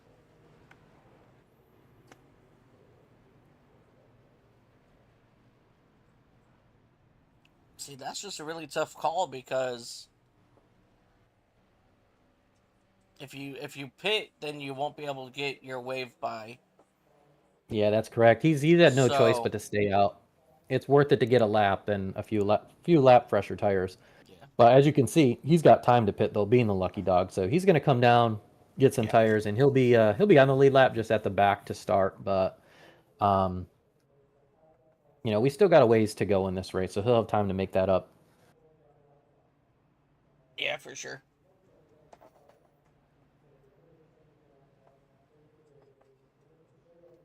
Man, that's a very, very tough break. Oh. So it looks like that'll put 4 drivers still in the lead lap. We have Alex Taft, followed by Kensley Smith. I'm assuming David Davis will be in front of Andrew there. And then Kirby Wainscott, he is currently in 5th. He's the first car a lap down. So on the next caution pending, as long as he doesn't make any contact with that caution, he'll get his lucky dog lap or his lucky dog lap back.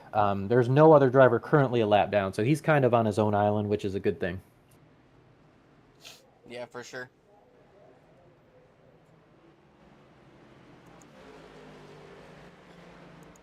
But I know a couple drivers are getting the wave by. I'm not sure how many though.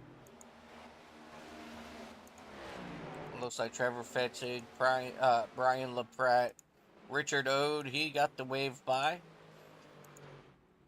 Yeah, a few of those drivers just stayed out. They didn't pit, so they get their lap back since all the lead lap cars did pit during that caution, that cycle. So, could they have pitted? Sure, they would probably enjoy the tires and the gas, the fuel, but they'd rather get a lap back. And now that everybody's bunched up, obviously your odds for a caution, especially late in the race when everybody's going to be a little bit more aggressive, it increases. So if there's another caution that comes out, they could either, then they can choose to pit and get tires and fuel and things like that. So just a strategy gamble that could definitely pay off for them. Yeah, I'm looking at it. Looks like everybody is going to be able to make it from here. And we are back green flag racing with Alex Teff, Kensley Smith on the front row. Alex Teff quickly taking the race lead, but here comes that 45 machine of Ryan Warp. He wants to get his lap back but not able to do it as he gets a little bit loose there out of turn number 2.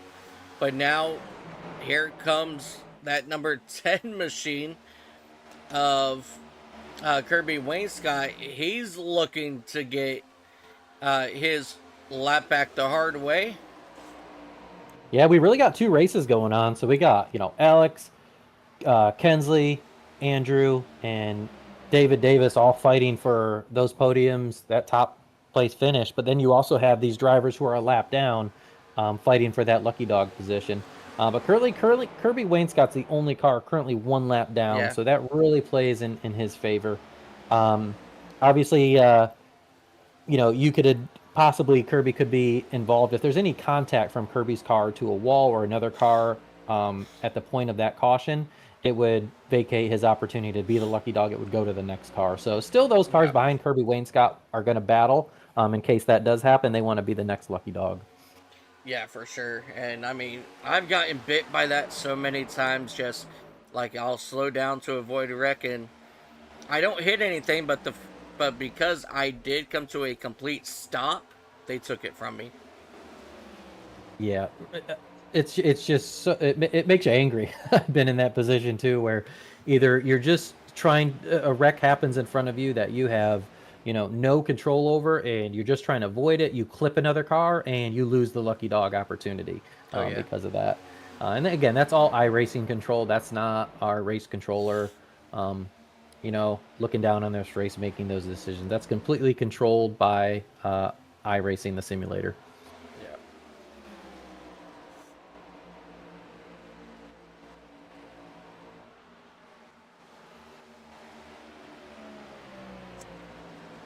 But as of right now, everything's pretty much got themselves nice and quiet. Alex Tefke's out to a 0.4 second lead over Kensley Smith now, who's got just about a 1 second gap over Andrew Teft. So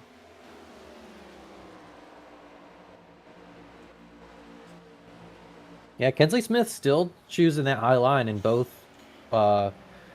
sets of turns.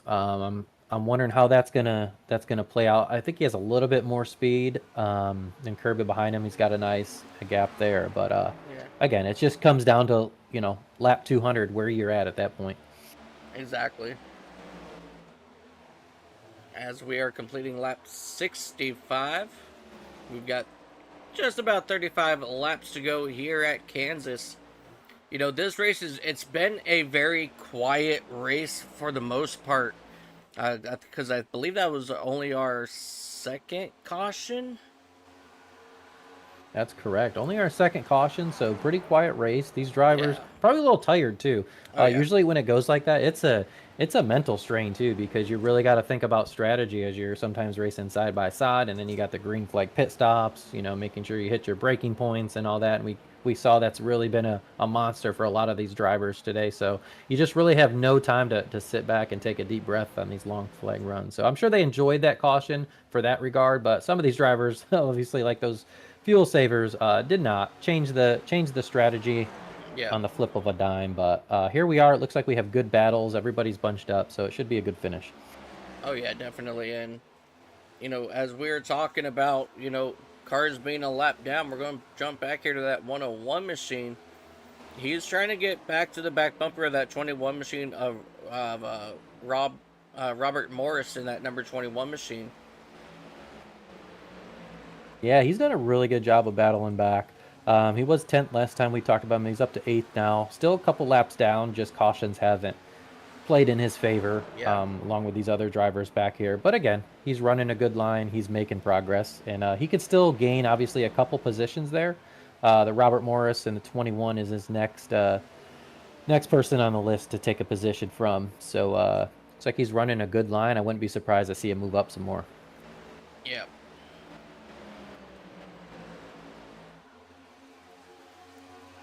Gonna point out David Davis in that 777 machine. He's actually starting to lose time on Andrew Teft, who just passed his teammate Kirby Wainscott in that number 10 Toyota.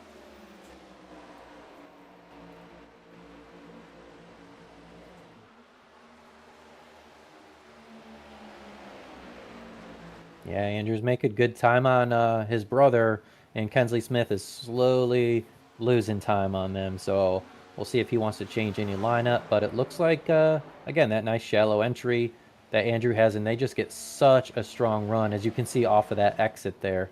That's just really hard to overcome if you're in a car in a position where you're just getting too tight to be able to do that.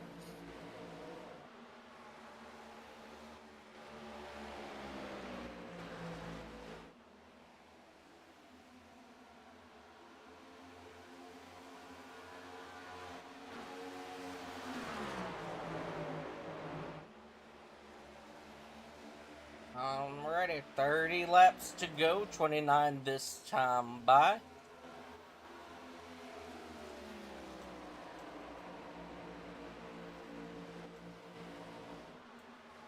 Right now, everything's pretty much settled themselves down.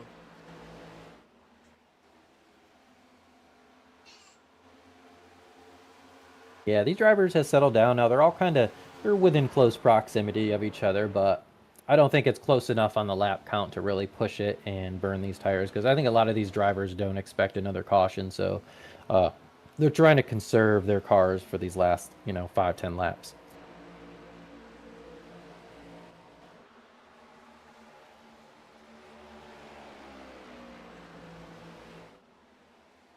When we do get to the last 5-10 laps, they're gonna be working almost a good 42 laps on these tires. you know, what can they do to save the tires to be able to perform very well the final couple of laps? I would say do exactly what P1, P2 are doing right now. You can see start their turn before the banking really begins. What that does is it starts the rotation of the car before you get into the banking. If you have to crank the wheel and add wheel input in the middle of a turn, that's 100% turning with your right front, and it's just going to burn it up in temperature wise and obviously tread wise. So these drivers who are taking what we call shallow entry, you start that momentum, that turn of the car before the banking, and you keep it as low to that white line as possible, and you're patient on your throttle input as you leave the turn.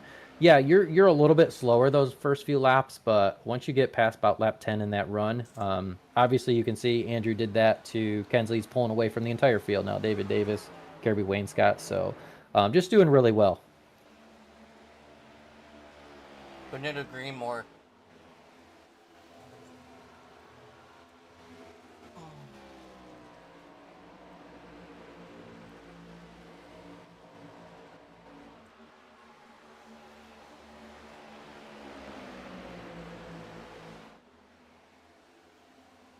You can see David Davis still got a good line there too, getting really low. He's using the whole track there, which really helps maintain speed in these turns as well. So he can get down there low where that grip is and really get it if he needs to. But like we see, if Kensley goes low, he's got to find another way to go because that downforce is just non-existent when a car's in front of you. Right. And that's exactly what you see here as they head up into turns one. You see Davis all the way up against that outside wall, and Kensley Smith all the way down on the inside at that white line. Yeah, I got a little tight there too. Very easy to get tight up in the top, especially when you're getting aggressive and you're putting a little more throttle input into it.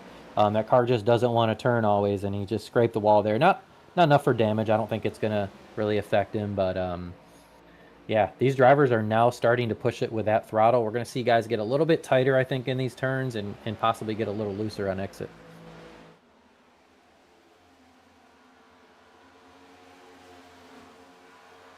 I was just thinking about that. How much these cars are going to start pushing, as these laps wind down.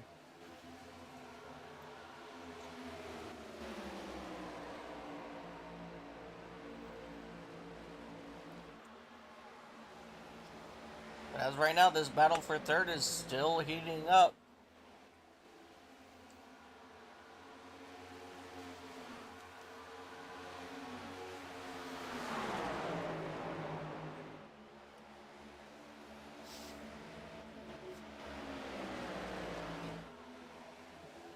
And there goes Kensley Smith around the outside.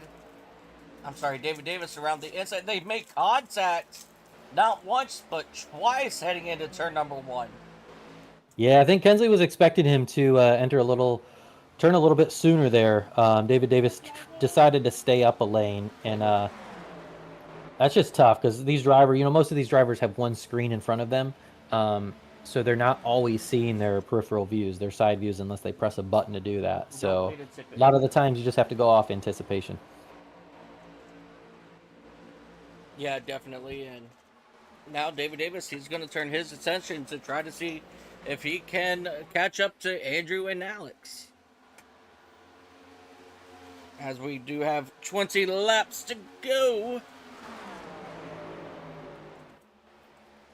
Yeah, he's got time to do it. We'll see if he left anything in the tank for that, as well as Andrew Teff to see if he can make any time on his brother Alex.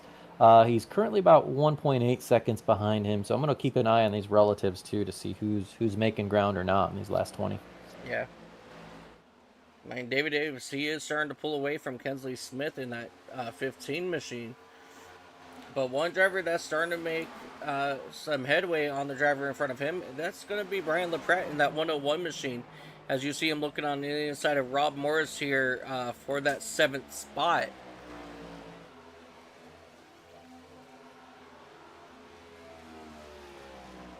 Yeah, and I think he'll get it here in these next couple laps, if not here. Again, nice consistent run. He didn't let that really get to him getting 2 laps down. It's easy to get angry and frustrated and just push your car in ways that you normally wouldn't. Yeah.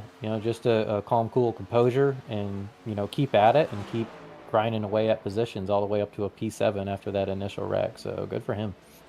Yeah, definitely.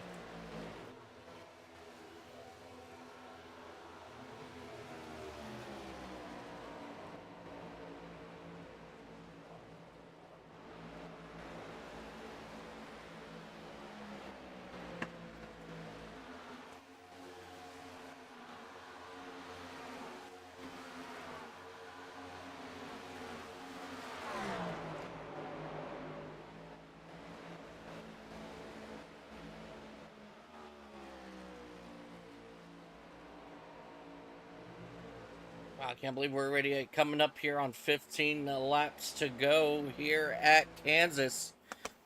The Alex brothers are in charge of the race at the moment. But David Davis in that 777 machine, he's looking to separate the brothers here in the closing laps of this race.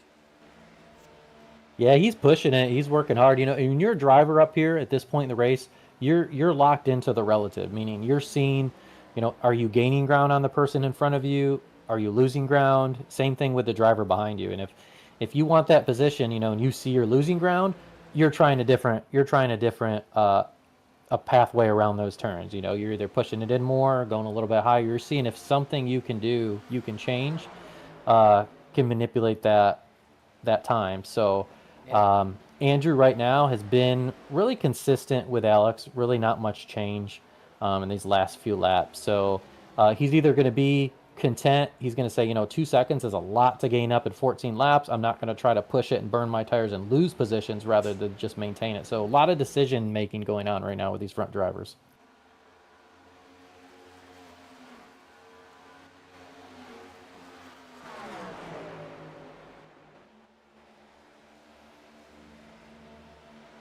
There is just about a 2-second gap in between Alex and Andrew. Yeah, we only have got about a second gap between Davis and Andrew Teff. So I think Davis is slightly making ground on Andrew. So this could be interesting in these next 7-8 laps or so. Yeah, for sure.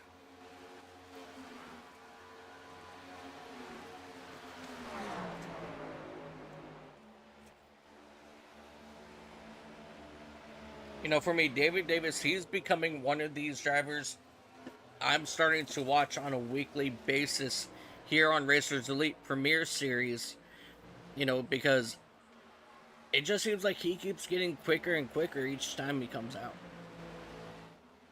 Yeah, I would agree. I think when he first came out, he was fast, but he would burn his stuff up early. He's been more conservative in his tires in his car, so he's really more focused on establishing himself for the long run. Because when a lot of drivers come into a league, they expect a decent amount of cautions, but at Racers League, you just don't find them, so you really have to adjust to the long run. It does pay off. So I think David Davis has really changed his strategy and mindset, and it's really paid off.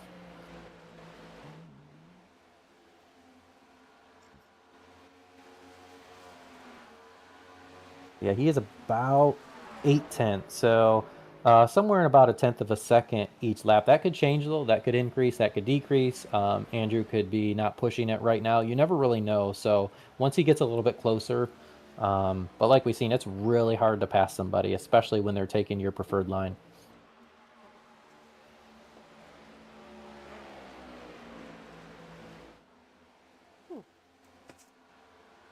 Starting to get a little warm in my bedroom. He is now just under 1 second to Andrew. I think it's this battle here for second that we're going to hopefully see by the end of this race.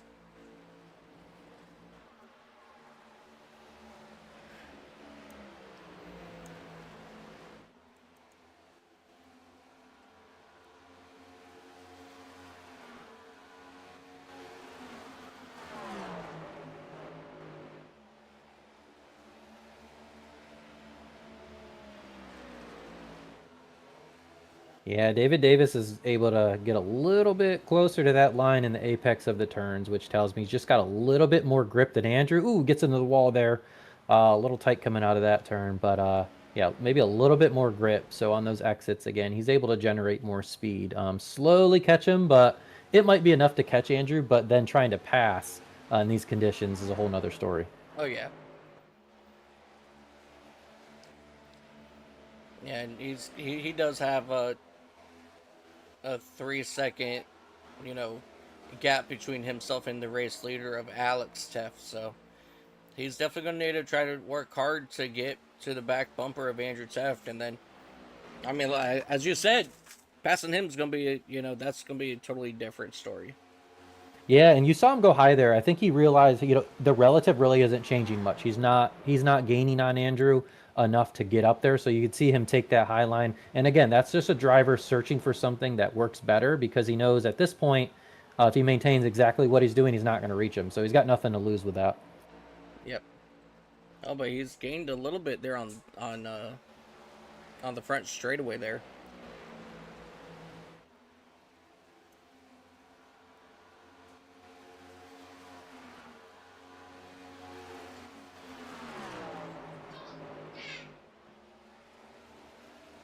And I just heard David Davis downshift. Interesting. I didn't know any drivers would do that in 2 and 3. So these cars, their tires are worn enough that they really have to slow down to make him turn. And that downshifting, that's going to help him turn as well and maybe generate some more speed on exit. So we'll see if that pays off. I didn't think we'd see that today, but there it is. Yeah.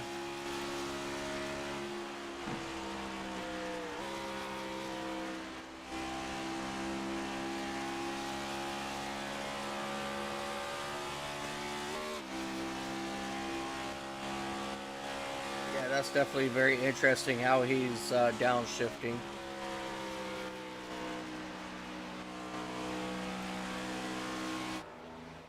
But we're going to turn our attention back here to the race leader for just a few moments. And I will keep an eye on the relative there between that separation from Andrew Teft and David Davis. As Alex Teft, he will go ahead and come across the line for 3 laps to go here at Kansas.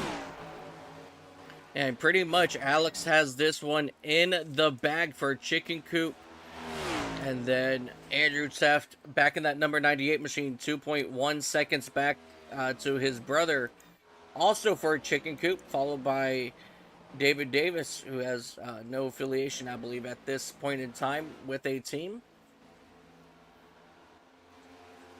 Yeah, David Davis is about 6 tenths now, so he's slowly gaining time, but he only gained about 1 to 2 tenths over a 5-6 lap period. So I think that's why you see him shifting. He's just throwing everything at it to see if he can generate some more speed. Yeah. But I mean, that's exactly what you have to do in this position. He's got nothing to lose really with that gap to the 4th place Kensley Smith there. So yeah, he's searching.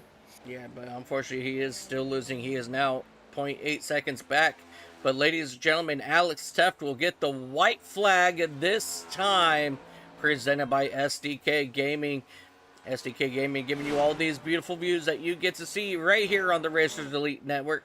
And we want to send a special shout out to Collateral Motorsports as well, as they provide some of these beautiful before and post screens that you get to see. But coming out of turn number 4, ladies and gentlemen, driver of that number 43 for Chicken Coop, Alex Teft, will take home the checker flag here at Kansas, followed by Andrew Teft in his number 98 and the 777 of David Davis. And coming home fourth, it's going to be Kensley Smith in that number 15 machine. Kirby Wainscott will bring home 10th, followed by Cody Benelli, Brian LaPrette, and Robert Morris. Ryan Warp will come home 9th, and 10th it's going to be Jonathan Stidham. Richard Ode, followed by Eric Dodd, Trevor Fetzig, Rob Yost, and Chris Lawrence will round out your field.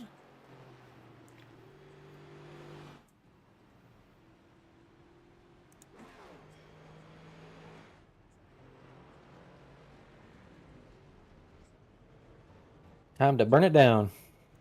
Absolutely.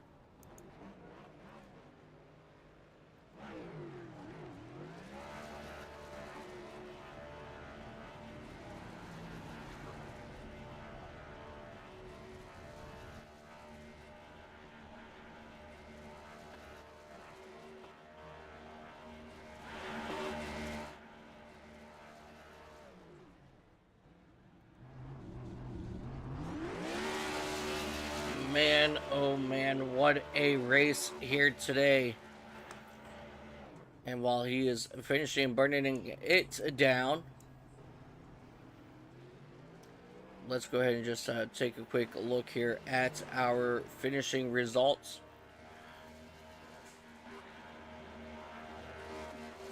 Oh, there you are.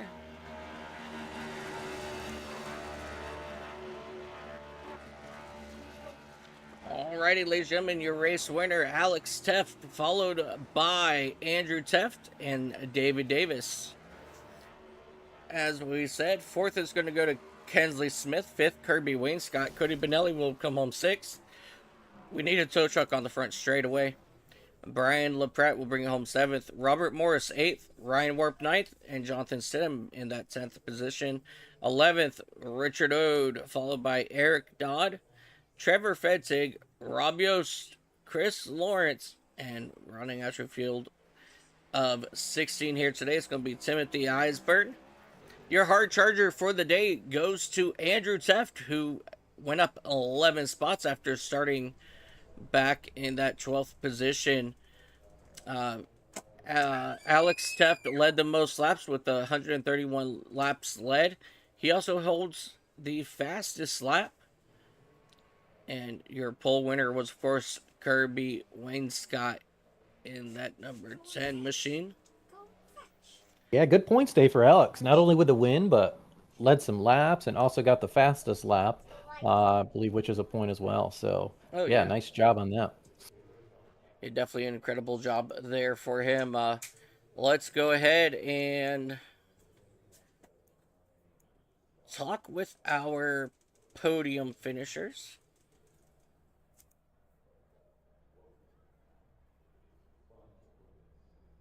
All right, so David Davis. Let's see if he's in here. He is. So, ladies and gentlemen, let's bring up your third place driver. Driver of that 777 machine. Good looking race car this time. And that's going to be David Davis in that 777. David, man, what an incredible race for you. You slowly came up 9 spots throughout the field, and you know, you've been very, very consistent as of late. What is your thought about this 777 machine, and you just climbing through the standings now. It's the car's been really good to be honest with you. A lot of credit with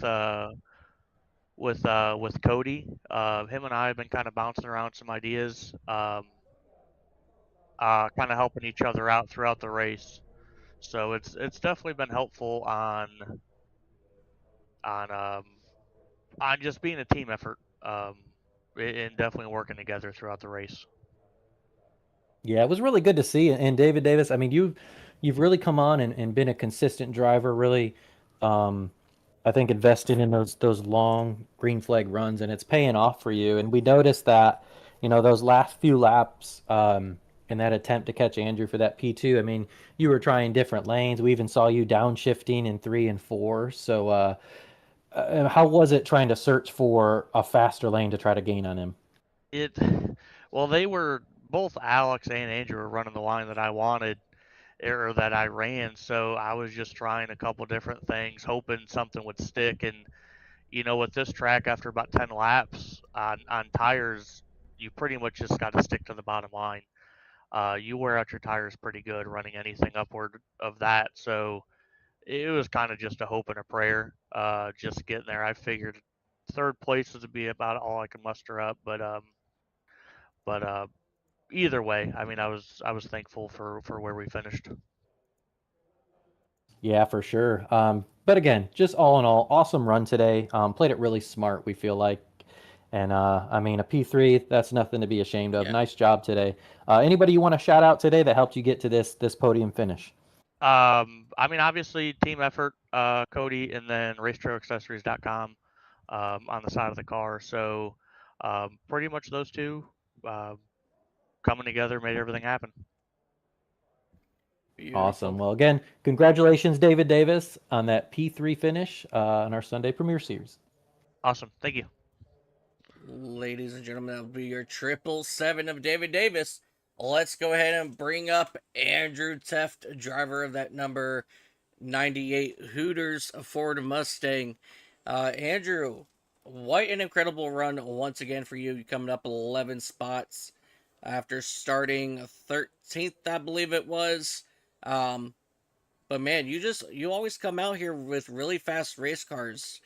What was it like out there today, and did you expect the very long green flag runs that we got today?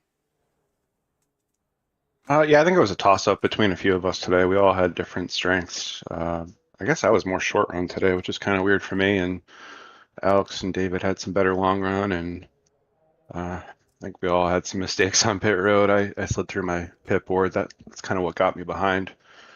I think I had built a little 2 or 3 second lead, but slid through and had to back up, so gave that back. And pretty long green flag run there, pretty clean racing, and that caution came out right as I was the lucky dog candidate, which was pretty lucky. But I had to start at the tail end there as the lucky dog and pass a few guys, and probably use some rubber by the time I got to Alex. And all I could really do was match him there at the end. So congratulations to him. Yeah, I think this is the first time, me being up here in the booth where you guys do finish 1-2. Um, so I think it's pretty cool for me to be able to experience that. But I know Brandon said that he's had the Tef sandwich before. And Brandon, go ahead and ask any questions you have for Andrew today. No, I just gotta say, really nice. I felt like you and Alex had similar lines, shallow entry, and I noted at the beginning of the race, I'm gonna be interested to see really how that pans out for you guys. And obviously, it panned out really well in the long green flag runs that we had. How important was it as far as tires staying on that bottom line? If I went high at all, I did try it a couple times just to see if there was anything there. I just started heating up the right front immediately, and I think you can do it for a few laps before you just start plowing, and really could not find much up there. Maybe for like single lap qualifying speed, you could probably rip the wall in 1 and 2 and cut low in 3 and 4. That seemed to work a little bit, but part of it was just dirty air too, and just going where people weren't, because run down David there a couple times before that last yellow, and all he had to do was pull in front of me and take my air away, and I'd have to gather it all back up again and kind of cool my tires back down, start all over. So um, he was kind of blocking the bottom, doing his job, and I couldn't really go anywhere else to get around him. So tried to leap him on pit road there. Just a lot to do with dirty air, and then the shallow entry. I think there's some extra grip down low, so it seems like if you get down there earlier, you could take advantage of it earlier. But it's easy to get down too low and touch that apron and have to, adjust off the corner, which can be kind of awkward. So it's kind of about reaching that bottom line at the right time. Yeah, threading the needle, as we would say. All in all, though, great job with running a strong, consistent race.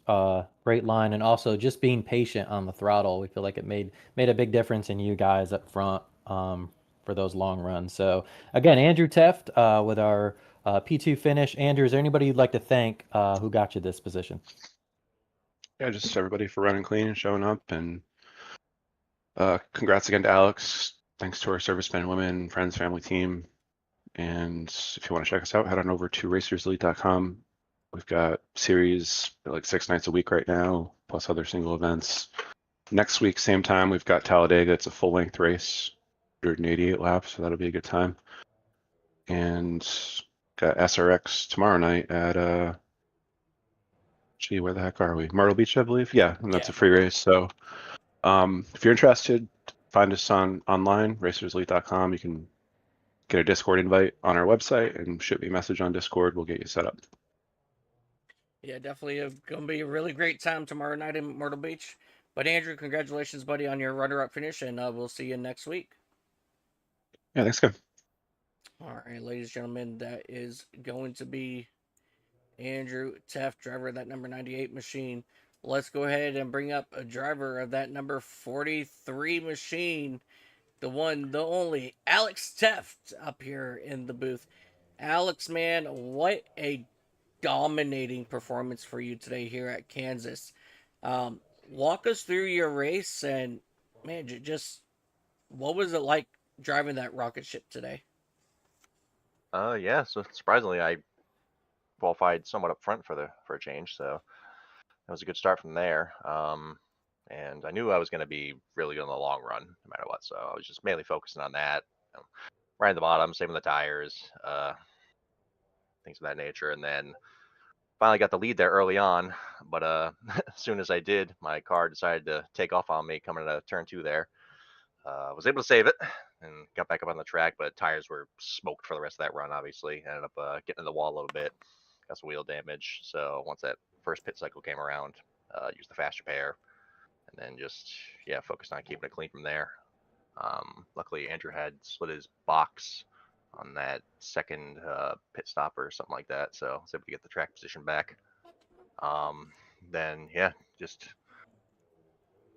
kept it focused from there, and then I was about to come to pit road, and then that caution came out, and so I pulled back onto the track and had 0.2 left in my tank, so I was able to coast all the way to the pace car and was able to get on pit road. So trapped a bunch of people lap down there, so that was good.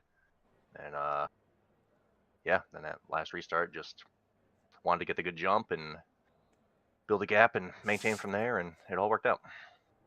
Yeah, that was definitely one hell of a save on the backstretch. Needless to say, I am very impressed, and somebody needs to sign you up for the drifting competitions because, man, that was a wicked, wicked save. But man, you just absolute dominant, came out leading the most laps, etc. Brandon, do you have anything for our race winner today? No, just again a really consistent race, and like I was talking to Andrew just a minute ago, both of you, along with a few other drivers who were up front, you had a really good entry into 1 and 3, just a really shallow entry. So you're really turning your car before the banking even started, which I think saved some tire. But as we heard from other drivers, being in the draft and having that car in front of you taking away the downforce, how hard was it, especially earlier on, to try to change your lane and maybe drift up and make passes? Well, luckily, a lot of people weren't running the very bottom like I was, so I didn't have to deal with too much dirty air. If it was a problem, you could kind of offset like half a lane up on the car in front of you, and then I would just kind of cut it right down and try to get the big run off the corners and just get side by side, use the side draft, and drive it a little extra deep going into the following corner and just finish up the pass. Awesome. Well, again, just awesome race. Way to be consistent and way to be patient with that throttle and find a line that works. Yeah, thank you. Yeah, and is there anybody that you'd like to give a shout out to? Yeah, definitely. Thank you guys in the Race Elite Network booth for putting on the show today. Thank League Yourself Race Elite. Thank my friends and the viewers I watch all the time, my parents, and my wife. Beautiful. Definitely thank all of our spouses or partners to allow us to do this every single night. And Alex, congratulations, buddy, on your race win here at Kansas, and we'll see you next week. Yep, sounds good. Thank you. And then one last shout out to Kensley Chaos Designs for, he did the Planet Express machine here, and it's good to get in victory lane again. Yeah, absolutely. Well, congratulations again, and we'll see you in Talladega, bud. Sounds good. Thank you. Alrighty, ladies and gentlemen, that's going to be Alex Teft, driver of that number 43 Toyota. Man, Brandon, what a race today. It was quiet. It was interesting. A couple good, close calls, but everybody was able to keep it straight for the most part. What were your final thoughts, Bob, before we head out of here today? I just think it was a good old classic mile-and-a-half race. These drivers had strategies that they adjusted throughout the race because we had a lack of cautions. We had people fuel saving. We had people pushing it, people doing different lines, starting up top, going down low.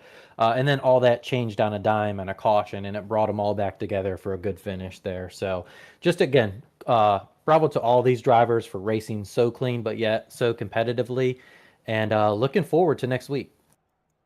Yeah, absolutely. I'm definitely looking forward to it. As I do have the point standings up on the screen for everybody at home. Kirby Wainscott currently sitting up front, and Alex Teft will be second. Andrew Teft third. David Davis, Cody Benelli to round out your top five. So definitely a wonderful race overall. We really enjoyed it. And as you guys heard Andrew earlier, next week we are going to Talladega Super Speedway for 188 laps around that 2.66 mile monster of a speedway. You are not going to want to miss that, ladies and gentlemen.